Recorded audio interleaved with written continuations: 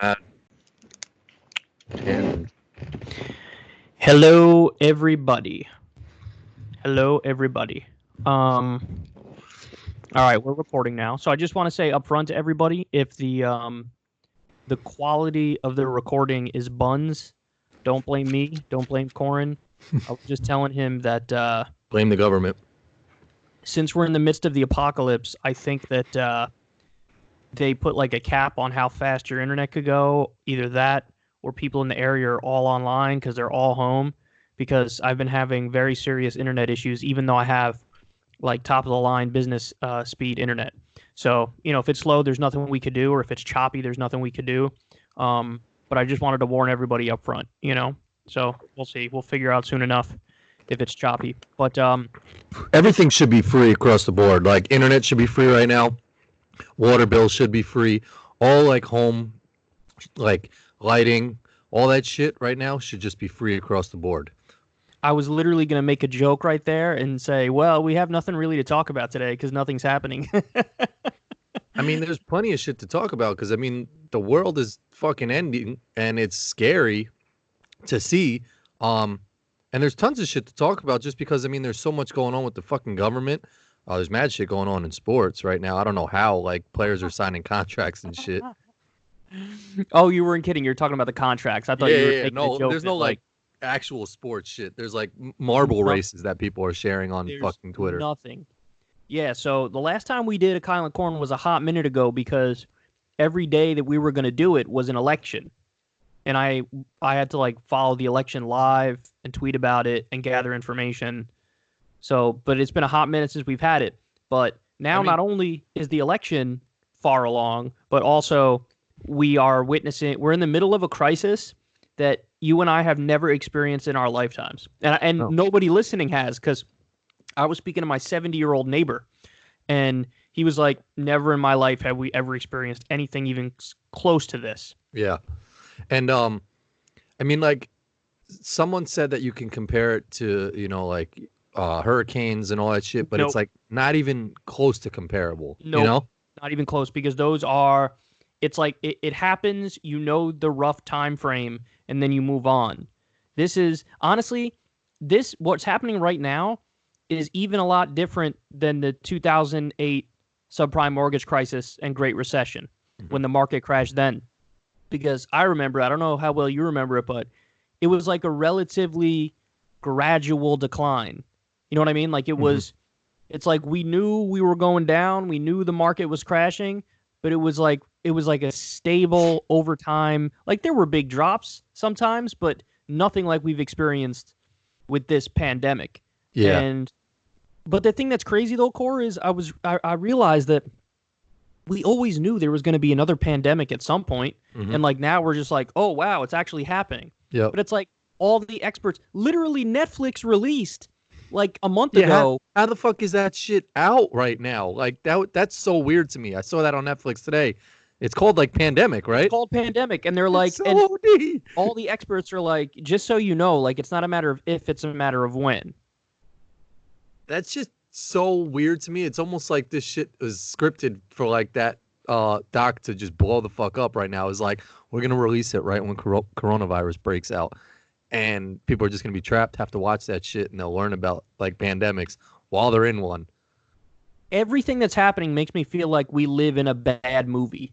You know what I mean? Like we live in a horror movie or something. Well, I've been saying since '88 that like, they've been putting on TV, always on TNT, TBS, they'll play like The Day After Tomorrow, and they keep showing us that shit, And I've been saying for a while, like, this shit has already been happening like the movie plays out, like there's crazy weather, there's hurricanes, there's, extreme cold of 50 degrees and shit like that. And then now is like some plague shit. Like it's like some like clear out mad people. Whoever survives, and then we'll hit the reset button and start again. Because after this shit, it's going to be completely fucking different. But they've been trying to warn us with all these Walking Deads and The Day After Tomorrow and Zombieland. It's like, it's no coincidence why all that shit is playing on your TV. They're trying to fucking let you know, like, yo, we know about this shit, and whether the media wants to cover it or not is on them. But, we'll play it on CBS. Here's Zombieland. Like, like survive by Twinkies because that's the only way you're gonna have to fucking live. I was joking the other day on Twitter that you and me are good money for the apocalypse because you've been eating only gummy bears since 2013, and I haven't had like a non-processed food meal in the past like 5 years.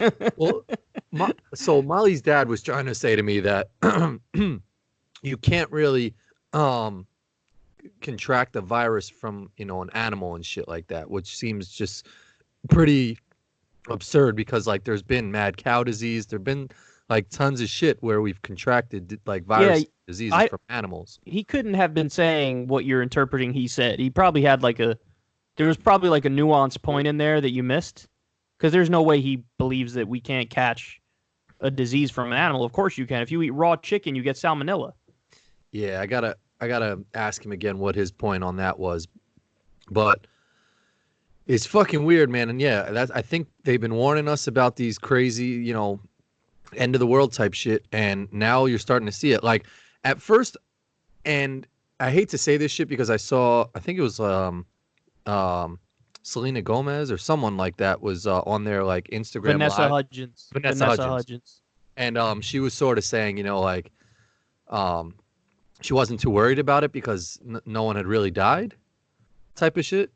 Mm-hmm. And it sounded dumb. And obviously this is very serious and something not to take light of. But I for a while was under the same impression, like I was like, it's not that bad, dog. Like old people, obviously it's bad. I was trying to warn you, man. I know. But again, and I've said this, and maybe I'm naive, maybe I'm dumb, but like until a celebrity or until like, one of these basketball players, knock on wood, passes away or something like that, it's not going to really hit me as like, oh, this shit is bad. You're super bugging. I'm about to break it down for you right now.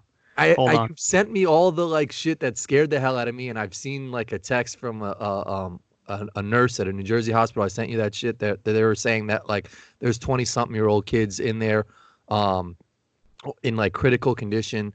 So it's serious in that sense. And I was worried for myself because I woke up 2 days ago, and I don't know if it's mental or not, but like I used to have a little asthma when I was younger, and I like had an inhaler on and off.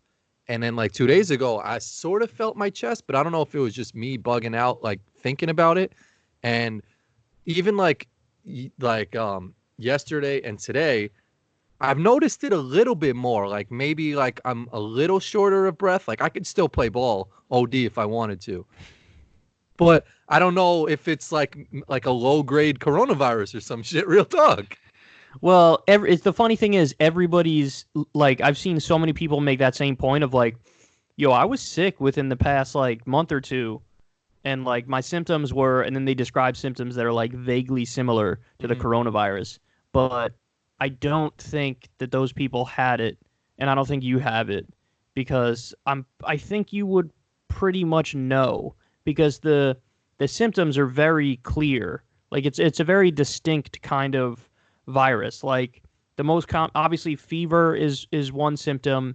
You also have you have like a dry cough and a sore throat. Most of these people they don't have congestion. They don't have nasal congestion at all. And then the big one is shortness of breath. Once people get shortness of breath, they should definitely go to a hospital, because the way that this virus works, one of the things I was reading from the Australian state news is that doctors in China are saying it's like a mix of SARS, which was a previous virus like this, but also AIDS, because it destroys your immune system. And there's a lot of like, it attacks the lungs so that there's like scarring in the lungs. And some people, even after recovering, still have like a reduced lung function. Like their lungs are functioning 20% less than they normally would, or 30% less than they normally would. It's possible that like, that'll go away over time. But for right now, that's one of the reasons why the idea of like trying to do herd immunity, which is what the UK and the US were thinking, which is just like let everybody get it slowly, because we don't want to overburden the medical system. But they're saying that might not be a good idea, because we don't know the full effects. Like even a small percentage of people even have gotten it twice.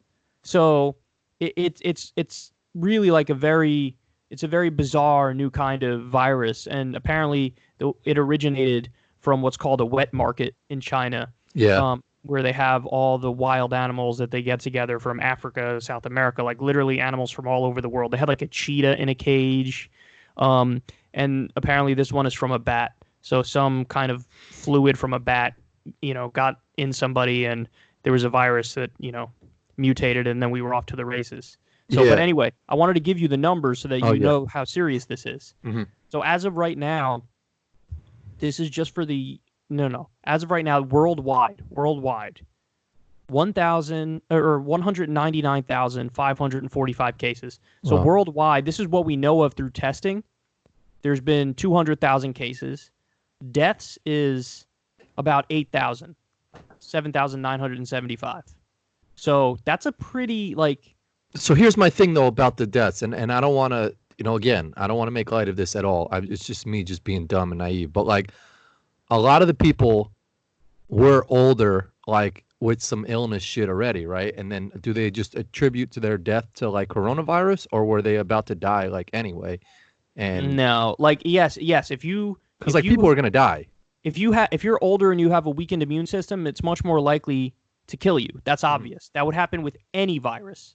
But this is there are still a bunch of young people who are impacted by this in a way where they die or they get close to death. A lot of young people are being intubated over this because they can't breathe on their own. So it doesn't just impact older people. That's a misnomer. But yes, you're much more likely, the older you get, the more likely you are to have a weaker immune system and not be able to fight this virus off. I get. I'm a conspiracy theorist, and I think like CNN obviously has like been reporting about it nonstop, but now I think they're starting to put the narrative out there where, it's almost like they're seeing the light at the end of the tunnel, where they're starting to say like, well, even if it isn't as bad as we thought, people are going to get mad at us on both sides of the argument because we reported on it too much and not too many people were affected. So they're trying to cover their ass on both sides of it. I don't know if that's because they maybe don't think it's as bad as it is, or, they just want to defend themselves for talking about it nonstops. So no matter what, the only way we really come out of this in a good situation is if we feel like we overreacted. Mm-hmm. Because if, let's say you shut everything down for 2 months, everything's on lockdown, nobody goes to school, nobody goes to work except the absolute essentials of like hospital, grocery store, stuff like that, Yeah. Mm-hmm. Shut everything down and it's strictly enforced. In a situation like that, we would probably come away after the 2 months much more unscathed, and we would keep our numbers low like Taiwan and Singapore, right? In West Virginia. But now they've had their first case right before we came on air. So that's just I honestly think that's more from a lack of testing than from actually not having cases. Alabama. But the way to beat this and the way to succeed would be like we would feel like we overreacted because we'd go, what do you mean? Not even that many people died. Yeah, but you motherfuckers were inside for 2 straight months. You know what I mean? Yeah. So like that's the thing that people need to wrap their minds around, is that if we drag our feet at all, which we have, then it's going to get really bad. And then we're going to look back and be like, damn, why didn't we just take those 2 months and just like lock everything down?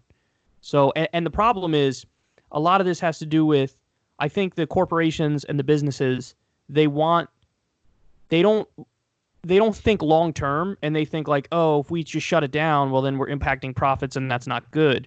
But in reality, if we shut everything down for those 2 months, then we'd be in a much more healthy economic situation because we dragged our feet. And now it's not just going to be 2 months. The businesses are going to be affected. The economy is going to be affected for a much longer time. And everything will like come back around. So like I looked at it with the NBA as like, yeah, they shut down and they're probably losing out on a lot of money, but they postponed. So now if they restart up in the summertime and we're all good, we're all healthy and everybody's having a good time, we're, chilling, it's nice weather out, their ratings are going to be fucking more popping than ever. So like everything's going to come back to them. Same thing with airlines, where if they just collectively all shut down, once everything was good again, people are going to be buying airplane tickets like a motherfucker. No, so here I disagree because, really? And somebody made this point on Twitter and I think they're right. Nothing's going to be normal ever again.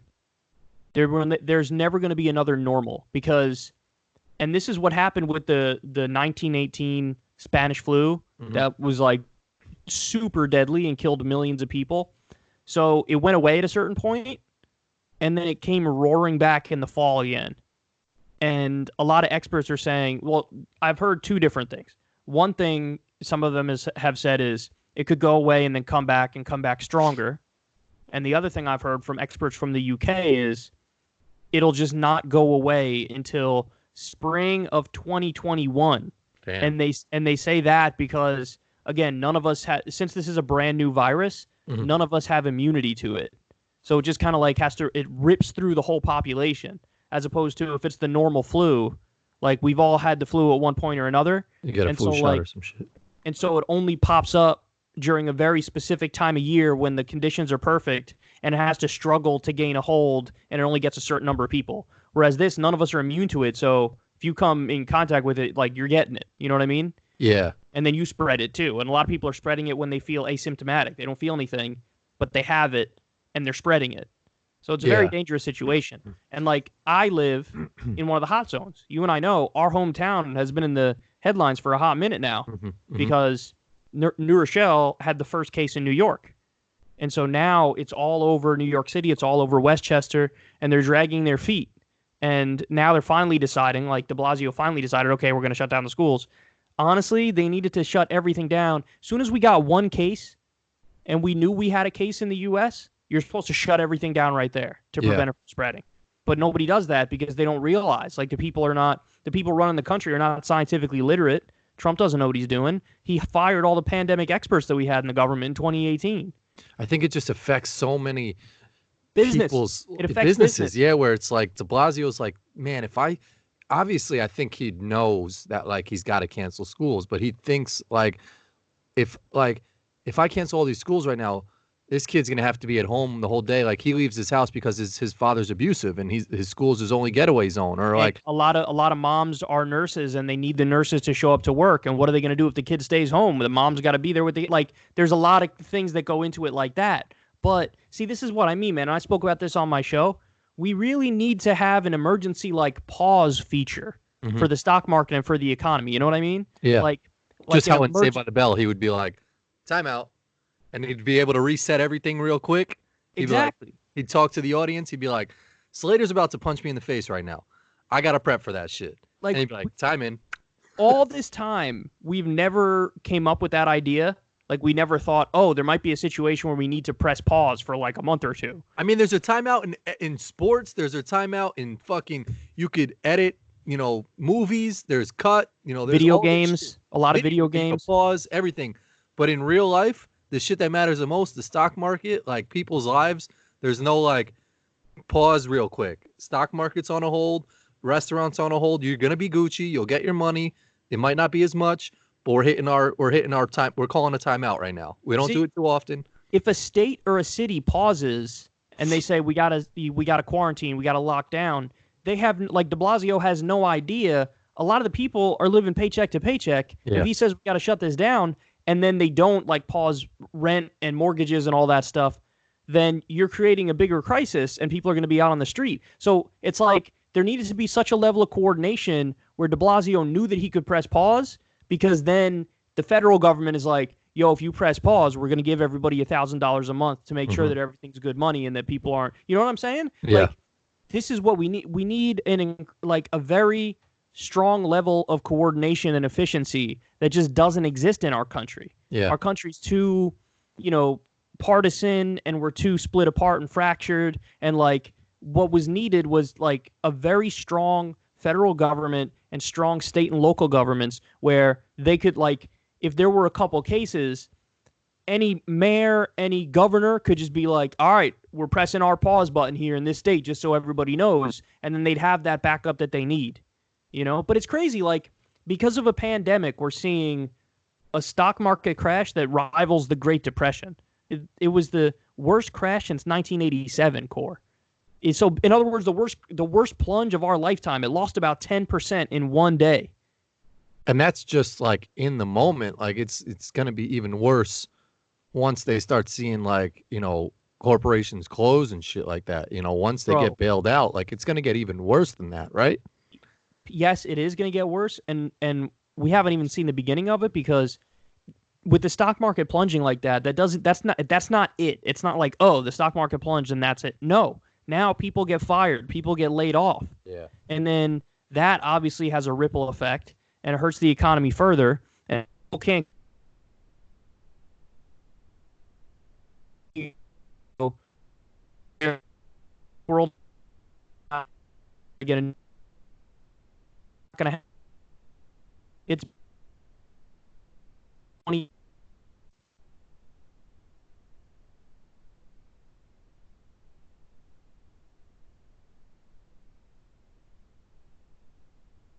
too, man. And what we need is that emergency UBI option where everybody gets $1,000 a month or whatever it is. I know Bernie just called for $2,000 a month for everybody. But how does that work? Do they legit send everybody a check? Like yes. Would me and Molly get $1,000 check? Yes. You'd each get $1,000 check or $2,000 if it's Bernie's idea. And it's just every citizen, every working citizen. Yes, dog. I don't know how closely you've been following this, but the Federal Reserve, one day they were like, "Oh my God, the stock market's plunging. We need a $500 billion injection of emergency liquidity," they call it, which is just let's throw a bunch of money at the financial institutions. And then that didn't do anything. It like stopped the plunge for a minute and then it started plunging again. Then they did 1.5 trillion. I saw that one. I didn't know they had more before that. Then after that, they said we're going to cut interest rates to zero and we're going to have a 700 billion on top of that. So the Fed is just like throwing cash, right?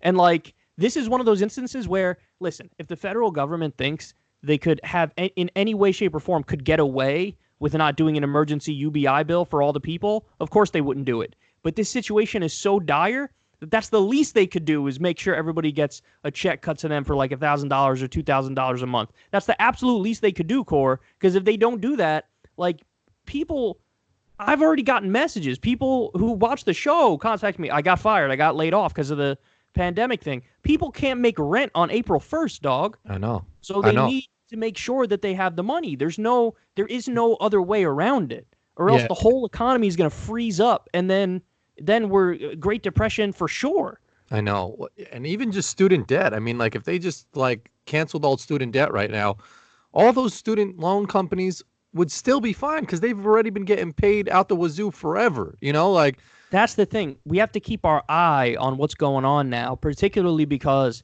I've already seen the articles.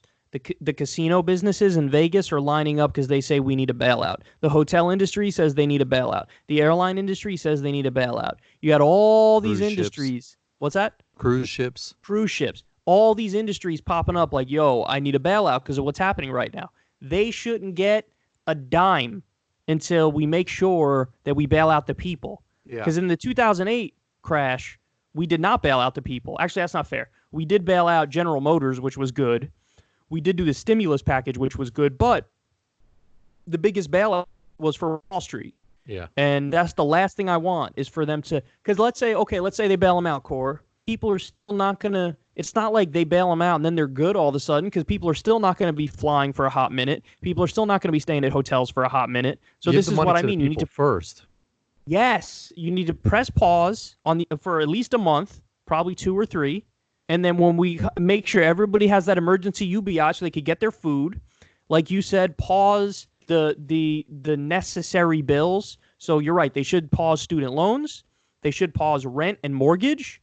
And basically that $1,000 a month is just for the necessities. Make sure you have your food. Make sure, you pay the cable bill, whatever it might be. Yep. But like all the necessities, yes, we got to put a pause on student loans. We got to put a pause on rent and mortgage. We like the utilities, got to do it. And like that, I think that's the only way out of this. But what we're doing now is this weird middle ground. You know what I'm saying? Where it's like, oh, we'll do like a little bit of a lockdown, but not really.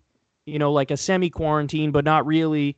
And we'll bail out, we'll pump money into the stock market, but nothing for you yet. And then there was that terrible bill that the Democrats and Republicans agreed on. It was like it does paid sick leave, but only for 20% of workers in the country. It exempts businesses with over 500 employees. It's so fucking confusing how all this works. And I heard one corporation is looking at potentially laying off a lot of their workers so they can file for unemployment, and then once all this is done, they're going to rehire them so they can collect that unemployment money, which is just like a way to get around the system, but it's just money being thrown around in another direction that's confusing. Yeah, all this is so confusing. Like, stop with the 20% and the like. Just select just emergency like UBI for everybody. That's it. yeah, blanket for everybody. And Yeah. and even like these rules that like San Francisco after 12 o'clock you can't go out. It has to be just for the grocery store, or doctor, or some shit like that. All this shit is confusing as it is. Like the don't go to a place with more than 10 people and 50 people. So like voting was mad confusing. Oh, we Like, got to talk about that. But like, it's like, do you get a fine? Do you get a ticket if they see you out? Like, you know, like it's just all very unclear, and it doesn't help when Trump just doesn't know what the fuck he's saying, you know? Well, no, that Corin, nobody knows what they're doing. I know. Nobody knows what they're doing. Yeah. History's filled with people who are leaders who are just as clueless as you and me. Yeah. And they're just kind of like guessing as they go along, trial and error, you know? Like this election thing. The fact that there's an election today is criminal. Mm-hmm. It is. You can't have a situation where the CDC says in no uncertain terms, yo, you got to make sure that you do social distancing. You got to make sure that you're not in a place with more than 10 people, and make sure you're at least 6 feet apart from each other. This is what the CDC is saying right now. The World Health Organization says it's a pandemic and you should lock down. And then the DNC and the governors in certain states are like, nah, it's cool. We're going to have an election. And then I was looking at stuff on social media. Tell me how some places there are lines. And one of the polling places, they were in like a poorly ventilated basement, and there were lines. There were like 100 people in there, all right next to each other, all on top of each other. So some places there's lines, so people are showing up, seeing the line is long, saying I'm not risking my health, and they're leaving. Which means a bunch of people are definitely going to get sick. And then in other places, Core, there are signs on the door that are like the people who are supposed to run the election didn't show up. So and you can't even really blame the people that didn't show up, because it's like, of course you can't. They got families, they got fucking people that they're going home to. They don't want to sit in contact with like all the revolving door of people that are coming to show up to vote. Like I went yesterday, and I went super early in the morning, but I still had to stand in line with about, I don't know, there was probably 15 other people, and you had to go up to a desk, and there was like 4 different stations of people lined up. Then there was a table with another dude standing there. She handed me a pen. Like I signed my name on the shit, and I used the electronic thing, which had mad touch, like fingerprints on it. So at the end, they had wipes there, but if I would have caught this shit, it was done already. Like it just made no sense, and it was just everybody you watched there was aware of what was going on. So like people aren't in the right state of mind, you know, like they might want to like vote for a candidate. Maybe they fuck up. They select the wrong candidate. They're thinking about some other shit. Like it just is not the right time to have people leaving their house to go vote for some shit that could clearly be postponed. People are going to get sick, and some people will die, and they will die because of the decision from Tom Perez, because of the decision from the different governors like Ron DeSantis and Pritzker in your state. Yeah. And yeah, no, listen, bro, in Illinois, they have the option in an emergency situation to do a mail-in election, and they decided not to do it. Yeah. Like the Ohio governor yesterday was like, listen, I got to cancel this. There's a freaking pandemic going on. I got to postpone it. And so we did. And a judge tried to stop him, and then he basically like overrode the judge and was like, we're going to keep going through court. Like we're going to appeal, but I'm going to make sure there's no election tomorrow. Like, so that Ohio governor stepped in and was like, can't do it. Georgia can't do it. A bunch of states, a bunch of them, one dropped after the other. They were like, listen, what do you want me to do? There's a pandemic. We can't have the election now. Kentucky was another one, I think. So for the states that did it, that it's criminal, man. There's going to be more people who get sick now, and then there's going to be some people who die. And then again, like I was just describing, and like you were lucky that the polling place you went to everything was going relatively smoothly, because some places were shut down and they couldn't get people to show. Some places there were polling stations were open. They had no ballots come. Other places they said we're going to have emergency cleaning stuff there. No cleaning stuff showed up. It's illegitimate. Like I don't care if Bernie was in the lead or if Bernie's not in the lead. I would still be saying the same thing, that you shouldn't have an election during a goddamn pandemic. Yeah. It's not that hard to do. Either set it up immediately for mail-in ballots ASAP. They could probably get all that stuff ready and good money by next week. Like, either do that or just postpone it a little bit. Yeah. But the DNC wanted to rush it. You know why, too, right? Yeah. What is the benefit for them? Because they wanted to drive the nail in the coffin of Bernie Sanders' campaign. That's why. Because Joe Biden is leading, and then the longer they wait, the more Bernie Sanders can make up the difference. Oh, really? Yes, because I just He's tweeted gaining it earlier. steam, right? I saw a poll that said like that. Yeah, he's gaining steam, but not fast enough. So the elections that happened tonight, I just saw the results as soon as we came on air here. Yeah. Biden won. Of course, Biden was going to win. He was in the lead by quite a bit. But yes, the poll Illinois showed put the fucking graphic up yesterday of him winning. Did you see that shit? I did, yeah. But the poll showed Bernie having momentum. He was tied in a national poll, and so they know. Oh my God, the longer this thing goes, the worse it would be for Biden. So just get it over with, get it over with, get it over with. Go vote in a pandemic. So it's inexcusable, man. And I don't know about you guys, but between what happened in 2016, where we know as a matter of fact that they rigged that election because Hillary's campaign was just an arm of the DNC. They got the last word on press releases. Hillary got the questions to the debate before the debates happened. We know all the 1,000 ways that they rigged it against Bernie Sanders. Between that and then what happened in this election, where what I call it is Bloody Monday, when you had Mayor Pete and Amy Klobuchar drop out the day before Super Tuesday and endorse Biden, and Obama made the phone calls to make sure that they did it because they were. And then the next week, Kamala Harris does her thing. But all the coordination that went into stopping him, and now they're forcing people to vote in a pandemic. Nah, bro, I'm done with you. They're crazy if they think I'd ever get out there and vote for Biden. I'm not voting for anybody in the general election. You could piss right off. They don't represent me, Cor. And they just spit in the eye of my candidate and me by extension. Yeah, no, I totally agree with you. And I still have people saying dude, anybody but Trump. And it's almost just at this point, we're so fucked as it is. I don't want to contribute to a corrupt DNC system that 4 more years of Trump is not going to be any better or worse than fucking Joe Biden is president, because it's just still contributing to the same fucking corrupt DNC. And it's really an embarrassment, man. It's sad. It's sad. Going into the debate that regardless, I think you said it was Joe Biden would have had to done some crazy shit for anybody to be ooh, that was a little bad. But anything he did up there, they were going to be he won tonight. He had a better performance. Nothing Bernie did could have helped him. It was a lose-lose situation for him. And that's what this whole fucking process has been. It's just been them trying to bring him down because they know if he became president, they'd all lose their fucking jobs. And he's a threat to them and our whole system. And I think it's good that a lot of these states are postponing, because ultimately, if he doesn't win, he's pulling all these candidates further and further left. He's pulling them more progressive, and he's exposing all the corruption that's going on, which is good to see, at least. In a world that made sense, I would say that Bernie is pulling them left. But, and here's one of the reasons why I'm not going to vote in the general election is, Corin, they're not even trying to get people like us. They're literally you know who they're considering for VP? It's either going to be Kamala Harris, Amy Klobuchar, or Stacey Abrams. None of them represent me.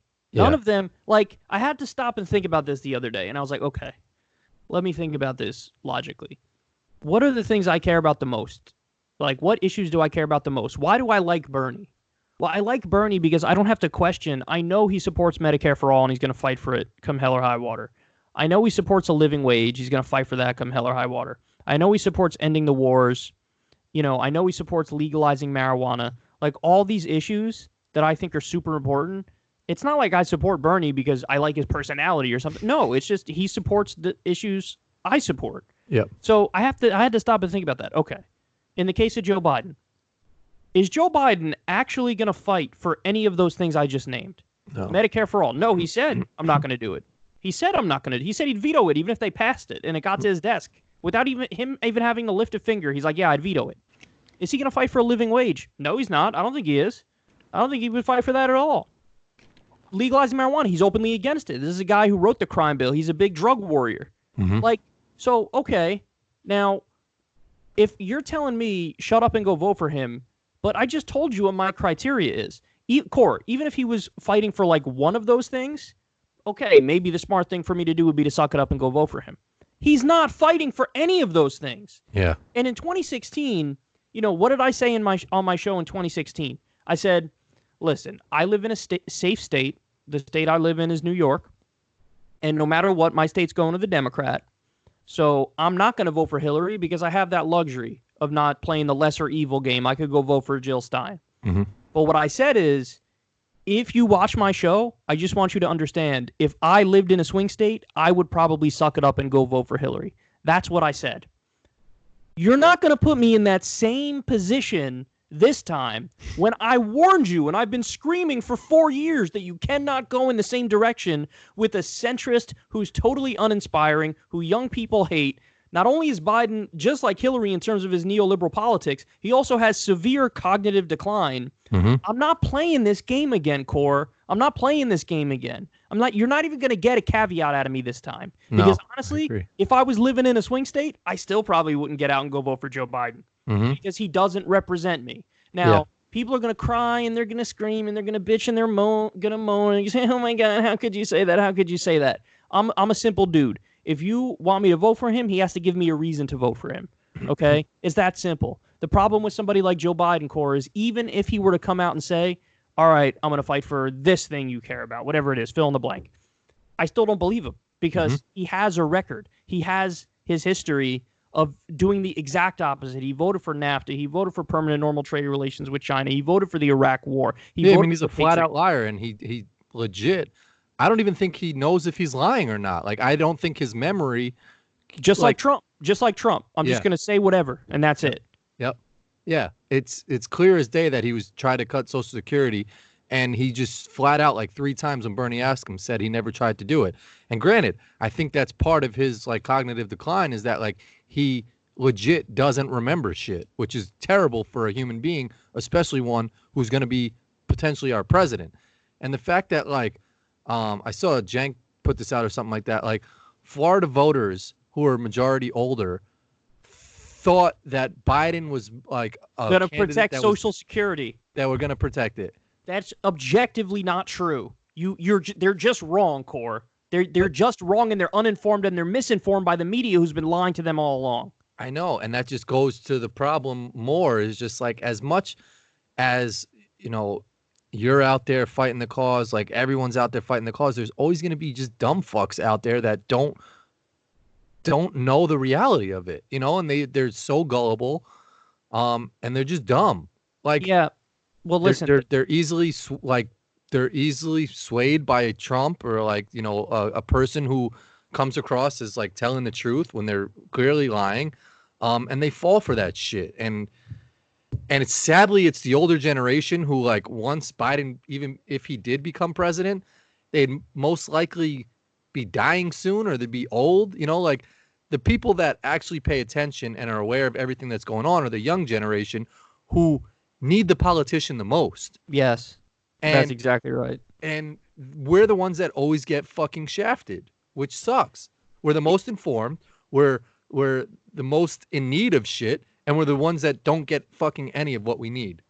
If people thought I was anti-establishment before, wait till you get a load of me now. Oof. Because I am declaring war on anybody and everybody. Yeah. I'm declaring war on the Republican Party. I'm declaring war on Trump. I'm declaring war on the Democratic Party. I'm declaring war on the Democratic nominee. I'm declaring war on whoever the hell the next president is. And I'm definitely declaring war on the media.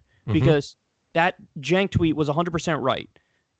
This race wasn't Bernie versus Biden. This race was Bernie versus Biden and Mayor Pete and Amy Klobuchar and Barack Obama and Kamala Harris and Beto O'Rourke and the establishment media, which force-fed people propaganda all along, pretending that Joe Biden is more electable than Bernie Sanders, and actively lying and misinforming and lying by omission.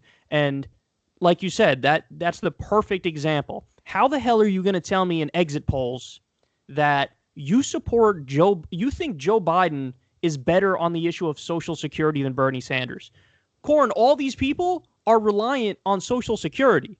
I know. They just picked the dude who openly bragged about cutting it and making deals with Republicans to try to cut it, as opposed to Bernie, who's been fighting to expand it his whole life. Dude, the exit polls in Florida, the people still support Medicare for all. It's like 57% or something like that for Medicare for all. How are you going to tell me you support Medicare for all and then you vote for Joe Biden? Mm-hmm. Those people have been actively misinformed by a hostile media. And also, I'm not taking any, responsibility away from them either, because it's also incumbent upon them where they should have double-checked stuff and looked it up. But there is a generational divide. You're right. When it comes to our generation, we fact-check stuff. We follow stuff a little closer. We have more skin in the game than they do because they're going to die before we're going to die. Mm-hmm. But, it's messed up, man. They don't know what they're doing. They don't know the facts. And they're actively voting for people who are against the things they say they care about. Yep. And then, of course, we're the ones that get screwed in the process. And they get fucked and we get fucked. Whereas if we nominate our person, we all fucking win. Like, we all win. And you see that shit happening now, man. And it's like, not to beat a dead horse, but like, all the shit that's going into place now is stuff that like these progressive candidates like, Bernie and Yang for a while, like spoke about, is like putting money into the people's hands. Oh, like we're going to waive medical, fees right now. All this shit. It's just like. Huh? Now they realize we're right. Exactly. This is what we've been saying all along. It's fucking crazy, man. And it's sad. And you don't hear much from conservatives right now because they know that we're the ones that have been championing this shit for a hot minute. No, low key, there are some conservatives who have outflanked the Democrats on the left. Oh, you have saying some. What? So Kamala Harris tweeted something about like everybody should get $500 a month with the Lyft Act or whatever. And you had Tom Cotton was calling for $1,000 a month. Mitt Romney called for $1,000. I'm not sure he said per month though. I think he just said $1,000 flat. But you had a bunch of, I think Steve Mnuchin and Donald Trump, they were both like, we're talking about like we're gonna do direct cash, into people's hands. So in other words, like the Democrats, the fact that the Republicans are willing at times to be more populist. Yeah. But somebody made a good point. They were like, just because they're saying it doesn't mean that they're actually going to do it. Yeah, Trump says he's talking about every fucking thing. I would love to sit in their meeting and see all the shit they're talking about. Right. Sitting there fucking rubbing each other's cocks or some shit. So, like, who knows if they'll actually do it? But the fact that there's even a conversation to be had about, like, hey, who's going to be the one who's going to try to get, like, the cash directly in your hands? The fact that there's even a conversation there shows you how pathetic the Democrats are. And then Kamala Harris came out afterwards. It was like, no, that tweet was a normal tweet that I had scheduled before the pandemic even hit, and it was just a policy that I had pushed before it, so it wasn't directly in relation to what's happening now. Stop lying to us. Shut up. But it's just so sad that like the most basic, we have to fight for the most basic things. I know. Like, and again, we're about to enter a very, very scary period. We haven't spoken about it yet, but I was going to ask you, how does it feel with like everything like, I really feel like things are so different and they're never going to get back to how they were. I've never in my life had the fact that they canceled like all the PGA Tour events, they canceled all the NBA games, like all of those things, and it hit us at once too. NFL, MLB, like they're just like we can't do anything. And it feels so weird. You're starting to see even with restaurants and bars closing and schools closing. I mean, I saw something that was like with school closings, it might be a good opportunity for, kids that are fortunate enough to be home with their parents to start seeing, how chores get done. They do some laundry and do shit around the house and, like learn basic, household needs shit that you don't necessarily learn while you're at school, which is just practical shit. If you have to change a light or like do some regular, go meet the mailman and get the mail or some shit. Like that's all basic stuff that like I have to do more than ever now that I'm home and I graduated from school and all this stuff. So in that sense, that's sort of good. Maybe learning how to cook, because that's shit you don't necessarily learn at school. And we spoke about that if schools are even teaching the right things. But what was the other? Am I worried? I don't think I'm necessarily worried. I think for a while I'm more worried about like I don't know when there's gonna be like a finish line to this shit. You know, like so like Yeah, that's I don't think there someone's is. still gonna have the virus. You know, people are still gonna be worried for a while. But I do think with time, like people forget about this shit. Like someone will touch a railing on an escalator and like someone will start doing I don't know, we'll start interacting with people outside again. We'll start shaking people's hands during interviews. Like I think eventually this stuff wears off.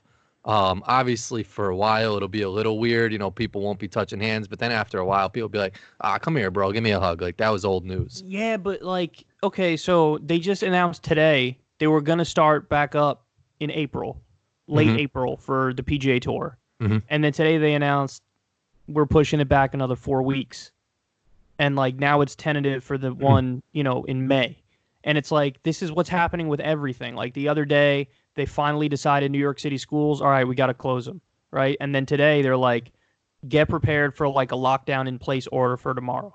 Like you can't go anywhere at all. Like this is what we're talking about, Core. Like, yes, there is going to come a time when the NBA comes back, the NHL comes back, PGA Tour comes back, and life does move on like that. But this is going to have long-lasting effects that we haven't grappled with that include like every single major industry is taking a permanent hit, and then that means fewer jobs, and then that means more people struggling. You know what I mean? Like there's a ripple effect, and there's a before and after, and even though the after might in some ways feel like it's back to normal, in reality it's not back to normal. Yeah. You know? Yeah.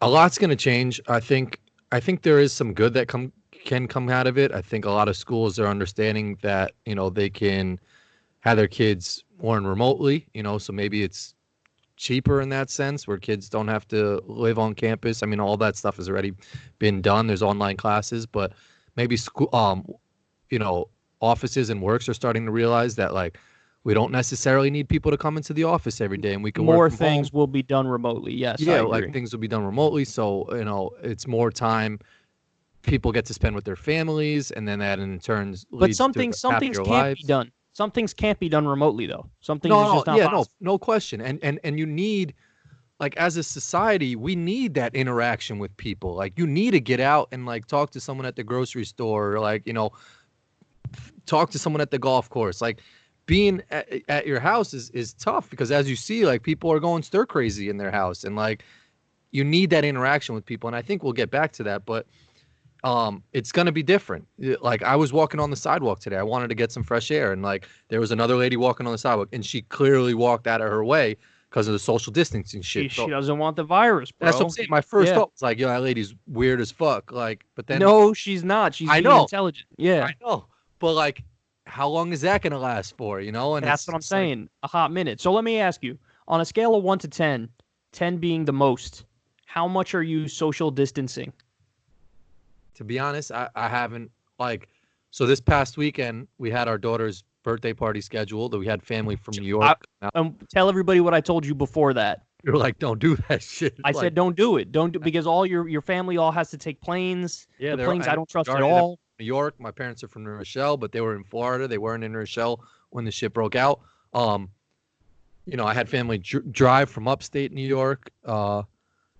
But yeah, I haven't been doing it too much. I went to Walmart a couple times. I'm trying not to touch shit, but um, again, I'm seeing all these cases. Like Kevin Durant just got it today. Donovan Mitchell had it. They don't have any symptoms. They're still fine. Um, but like one of the articles I saw said 3 out of 4 Nets aren't showing symptoms. So one of them is showing symptoms. So I'd be curious, like why don't they should tell us what is happening with him? Well, there's plenty. Yeah, I hear you because they're famous and you want to know because you know them. But there are Yeah. plenty of people on Twitter who are like, I have it and here are my symptoms. And they're explaining. There's Yeah. one dude who was making fun of it like a week ago and then he got it and he's not handling it well. Like his lungs, he said, I have trouble breathing and they had to put him on oxygen. And he says, every time I breathe, I feel pain because it's Yeah. like attacking his lungs. So there appears to be no rhyme or reason as to who it impacts in a really negative way and who it doesn't. Because it is possible some people don't get it and don't show any symptoms. Other people get it and just have flu-like symptoms. But they say, I think the number is 20% of cases lead to hospitalization. Wow. 20%. That's a Wow. lot. Yeah. That 2 out of 10 cases. And that's And then, Molly's argument was that like we're worried just that there's not going to be enough hospital beds. So like yes, no. On that front, Molly's 100% right. Mhm. Yeah. 100% right.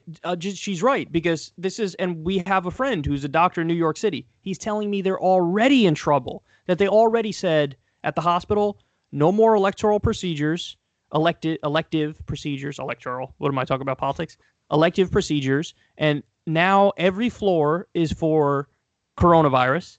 And now he says other doctors are getting it and they have to quarantine themselves for a couple of weeks now. So people are dropping like flies. Like, that's the thing, Cor, is we don't have that.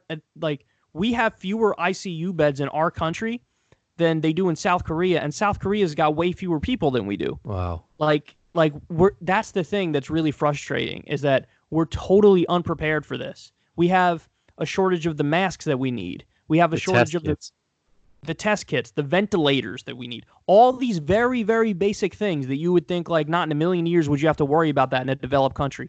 Every one of those things, there's a shortage, and we're screwed. And like, that's what frustrates me, is because when you look around, I mean, we spent trillions of dollars at bombing the Middle East and then like nation building countries and stuff with all these wars, and you didn't even prepare for a basic pandemic here. Like, you don't have enough ventilators. And then the supply chain comes from China, and China and us are not on a good footing right now. We're fighting right now, and they just kicked out a bunch of our media companies and whatnot. Like, the last thing you want is to be dependent on somebody who's like a semi-enemy during a freaking pandemic. Like, this is crazy, the situation that we're in. And they're not going to fix it. Nobody's going to fix it. Nobody's going to, I don't care who gets elected. Nobody's going to, like, oh, thing number one on my list is to make sure we're prepared for the next pandemic and we have the proper number of beds and the proper number of masks and the ventilators. Like, nobody's going to do that. And that drives me crazy, because that's some basic stuff that should have been taken care of already. Yep.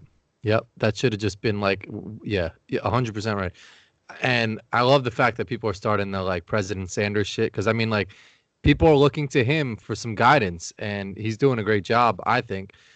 But yeah, you're right. It's scary that we're so dependent on China, and I think it's good to see, but I also it's hard to trust their numbers. But they've been reporting that like the cases are down over there. No, it's real. Their cases are down because they're an authoritarian country, and when you're an authoritarian country, you could just do whatever you want. And one of the things they did is when they quarantined. They made sure nobody was out. They made sure everybody was inside, and then you stop the spread of it that way. Which is the opposite here, man. And you see in fucking Florida, Clearwater, Florida, they showed the beach, and it was packed. In New Orleans, there's people on Bourbon Street, packed. Like, I got pissed, man. I got pissed when I saw they had was it last night or the night before? I think it was last night. They had the last day of Walt Disney World being open, and it was packed. It was packed. Yeah, I don't get it. The virus isn't waiting for you, dog. I know.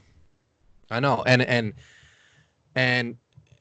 like, I've been lax about it, but I've only been lax about it because I've been to Walmart or the grocery store. Like, well, yeah, and you have to go. Yeah, you have to go get stuff, but like, I'm not going to a bar. Like, and it's sort of ironic, and it's very, it's a coincidence that like they put this bar and restaurant ban in right after St. Patty's Day weekend. So it was almost just like bars will let you rack up on all the money, and people go out, and kids will spend mad dough. And everybody's going to get mad sick. Everybody's going to get mad sick. And then we'll put the ban in on Tuesday or some shit. So it's like, it's one last governmental, like, we know people are going to get sick, but, like, we'll still try and make a little bit of money off this shit. And this is what Italy did. Italy dragged their feet. It was too late where they cracked down. And then now all the hospitals are overflowing. People are getting treated out in the hallways. They also don't have enough ventilators. So, like, this is what happens, bro. And there's still people that, like, are just not sick, that, like, are having a baby or some shit like that need to go to a hospital on some regular shit. Like,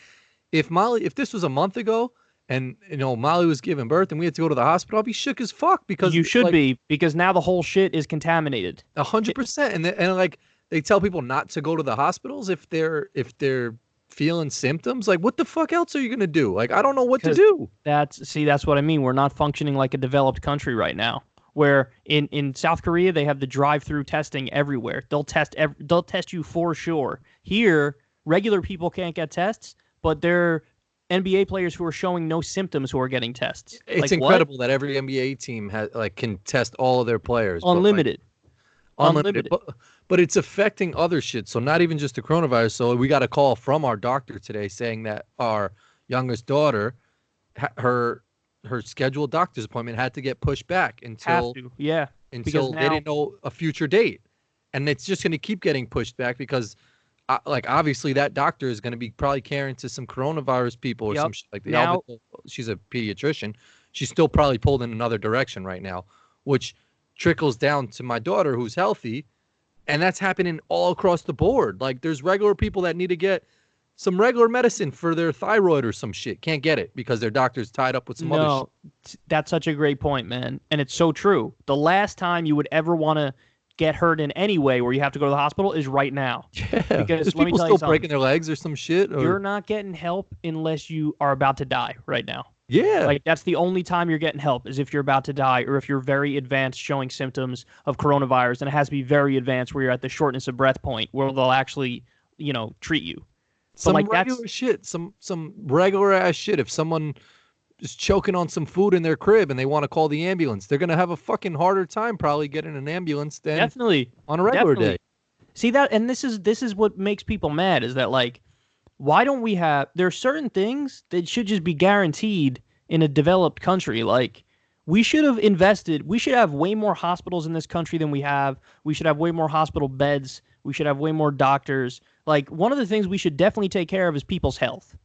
And we just don't. We don't care. People are making the argument that I think if we had Medicare for all, the hospitals would have been overrun already, which is, to me, is just dumb as shit. It's just, because we have Medicare for all doesn't mean I'm just going to go to the hospital because my head hurts. Like, I'm still going to be a normal functioning human being. Like, here's why we need Medicare for all.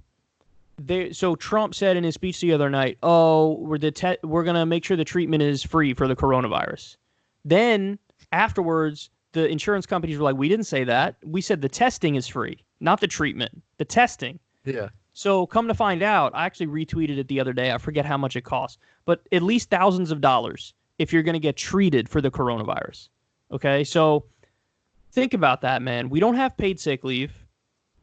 Our bills, our medical bills, people can't afford. Mm-hmm. So if you wake up one day and you feel sick, but you got to pay the rent, you're like, I got to suck it up and go to work, and you're a waiter or something, you can infect other people. You know what I mean? Mm-hmm. Like, it's very basic. You have to have paid sick leave if you want to not impact the whole society. Mm-hmm. And you have to have Medicare for all if you want to not impact the whole society. Mm-hmm. And the other thing is about a Medicare for all system is... And other countries have been able to do this like that. When somebody makes a decision at the top to say, we got to do this to fix something, they all do it. They're all whipped into shape immediately. It's like 1, 2, 3, boom. Okay, we made a declaration. Here's the declaration. We need to make sure the ventilators are all over here and there. Here in the U.S., there is no single authority for hospitals. It's such a disconnect. You got one private company running this one private company running this one religious organization running this one. It's such a mess. There is no order. There is no hierarchy. There is no, all right, we need this, and then they get it. It's everything scattershot. Everything is different. Nothing's the same. And, like, it's just too complex and convoluted a system that there's no way that in a situation like a national crisis. So Spain just decided, they have a single-payer system, I think, or they have a universal healthcare system, but they nationalized, like, every aspect of their medical system when this happened. They just did it. It was an emergency declaration. Like, it's all nationalized now. So it's just one voice. It's all the government. The government, and by the way, you're going to see a lot of that here, too, in this sense.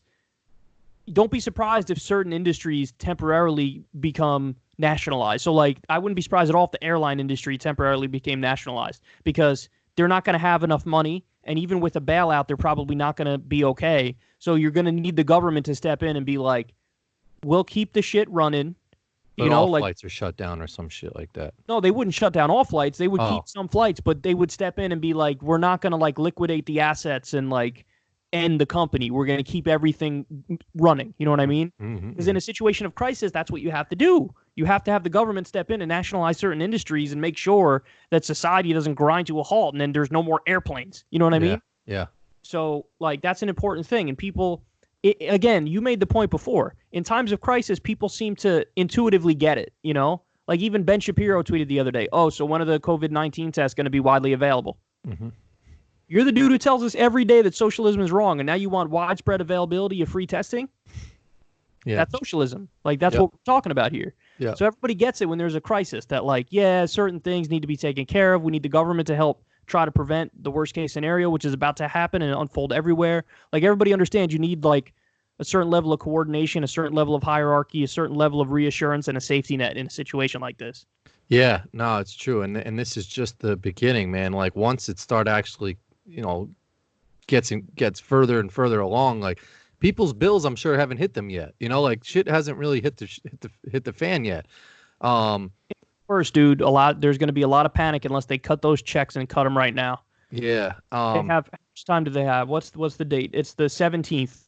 They better cut the checks and they better get there before April 1st, man. And they froze evictions, I think, in New York City and maybe some other places, but they should do it nationwide. Totally freeze evictions for the crisis.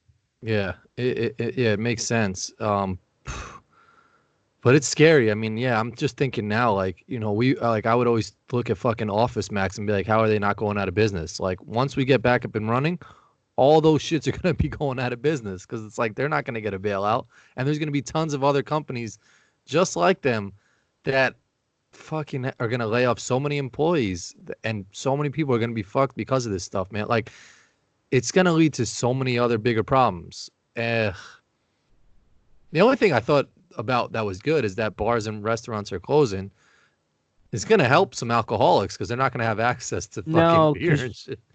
That's a funny thought. But you could actually die if you stop cold turkey with alcohol. So that's actually not good. The only upside is actually environmental because they were just showing it too. In China and in Italy, where the virus hit, now there's no pollution. Yeah. All the pollution is gone. All the emissions are cut massively. So there's some environmentalists in the corner. Like the water was clear and shit, right?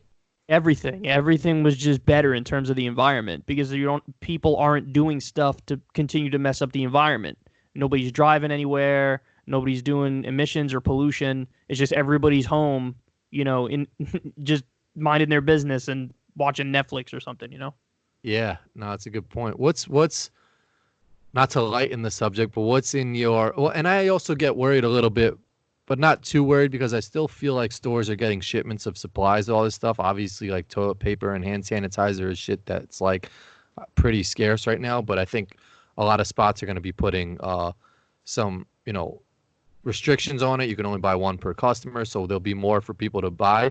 But it's going to come to a point where if we're home for a while, like, I'm going to run out of some toilet paper, I'm going to run out of food, and I'm worried that, like, these grocery stores aren't going to have a ton of shit. And what's going to be, like, in The Walking Dead, like, what's the first fucking tipping point where someone raids somebody's house for some medicine or some shit, Like, that's totally extreme, right? It's a fair question because we actually weren't too far away from that kind of situation happening because the big issue is the supply chains.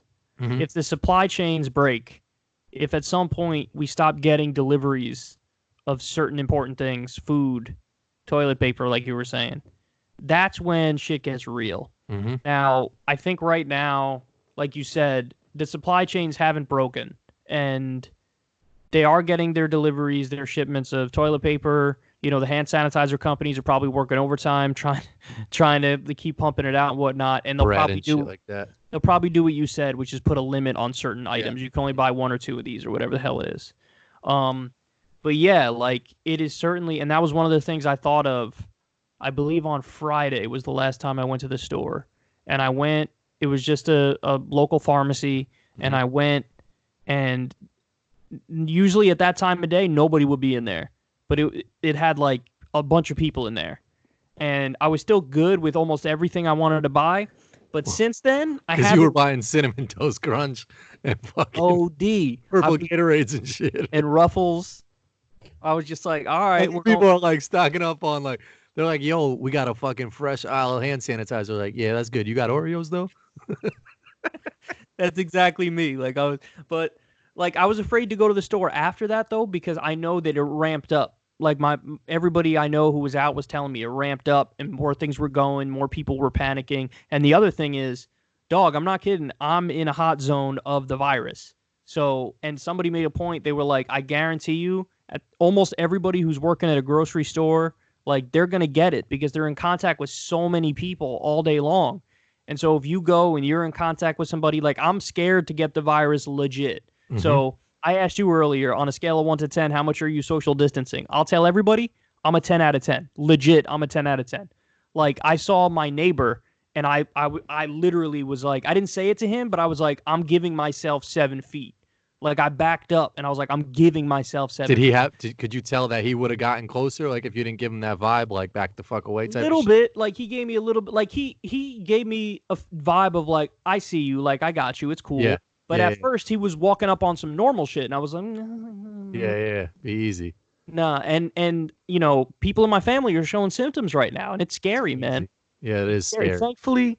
Thankfully my mom has not gotten a fever. And she had a symptom that is definitely not part of this virus, which it makes me happy because then that's like, okay, well, then you probably have something that accounts for that symptom too, which probably not the virus. But, you know, I have other family members who definitely have it, and it is scary for sure. It is. That is wild. And I had mentioned to you that we're not lucky in the sense, but New Rochelle has those drive-through. I think we're the first spot to have the the drive-through testing, but I don't even know how that works. If you could just pull. I was looking it up. They only could service 200 people a day, I think, and I'm pretty sure people are calling in advance, and it's like packed for a hot minute because so many people have it. So many people have it, and they want tests. Yeah. I think doctors, by the way, are straight up like not lying to people, but definitely not being totally honest.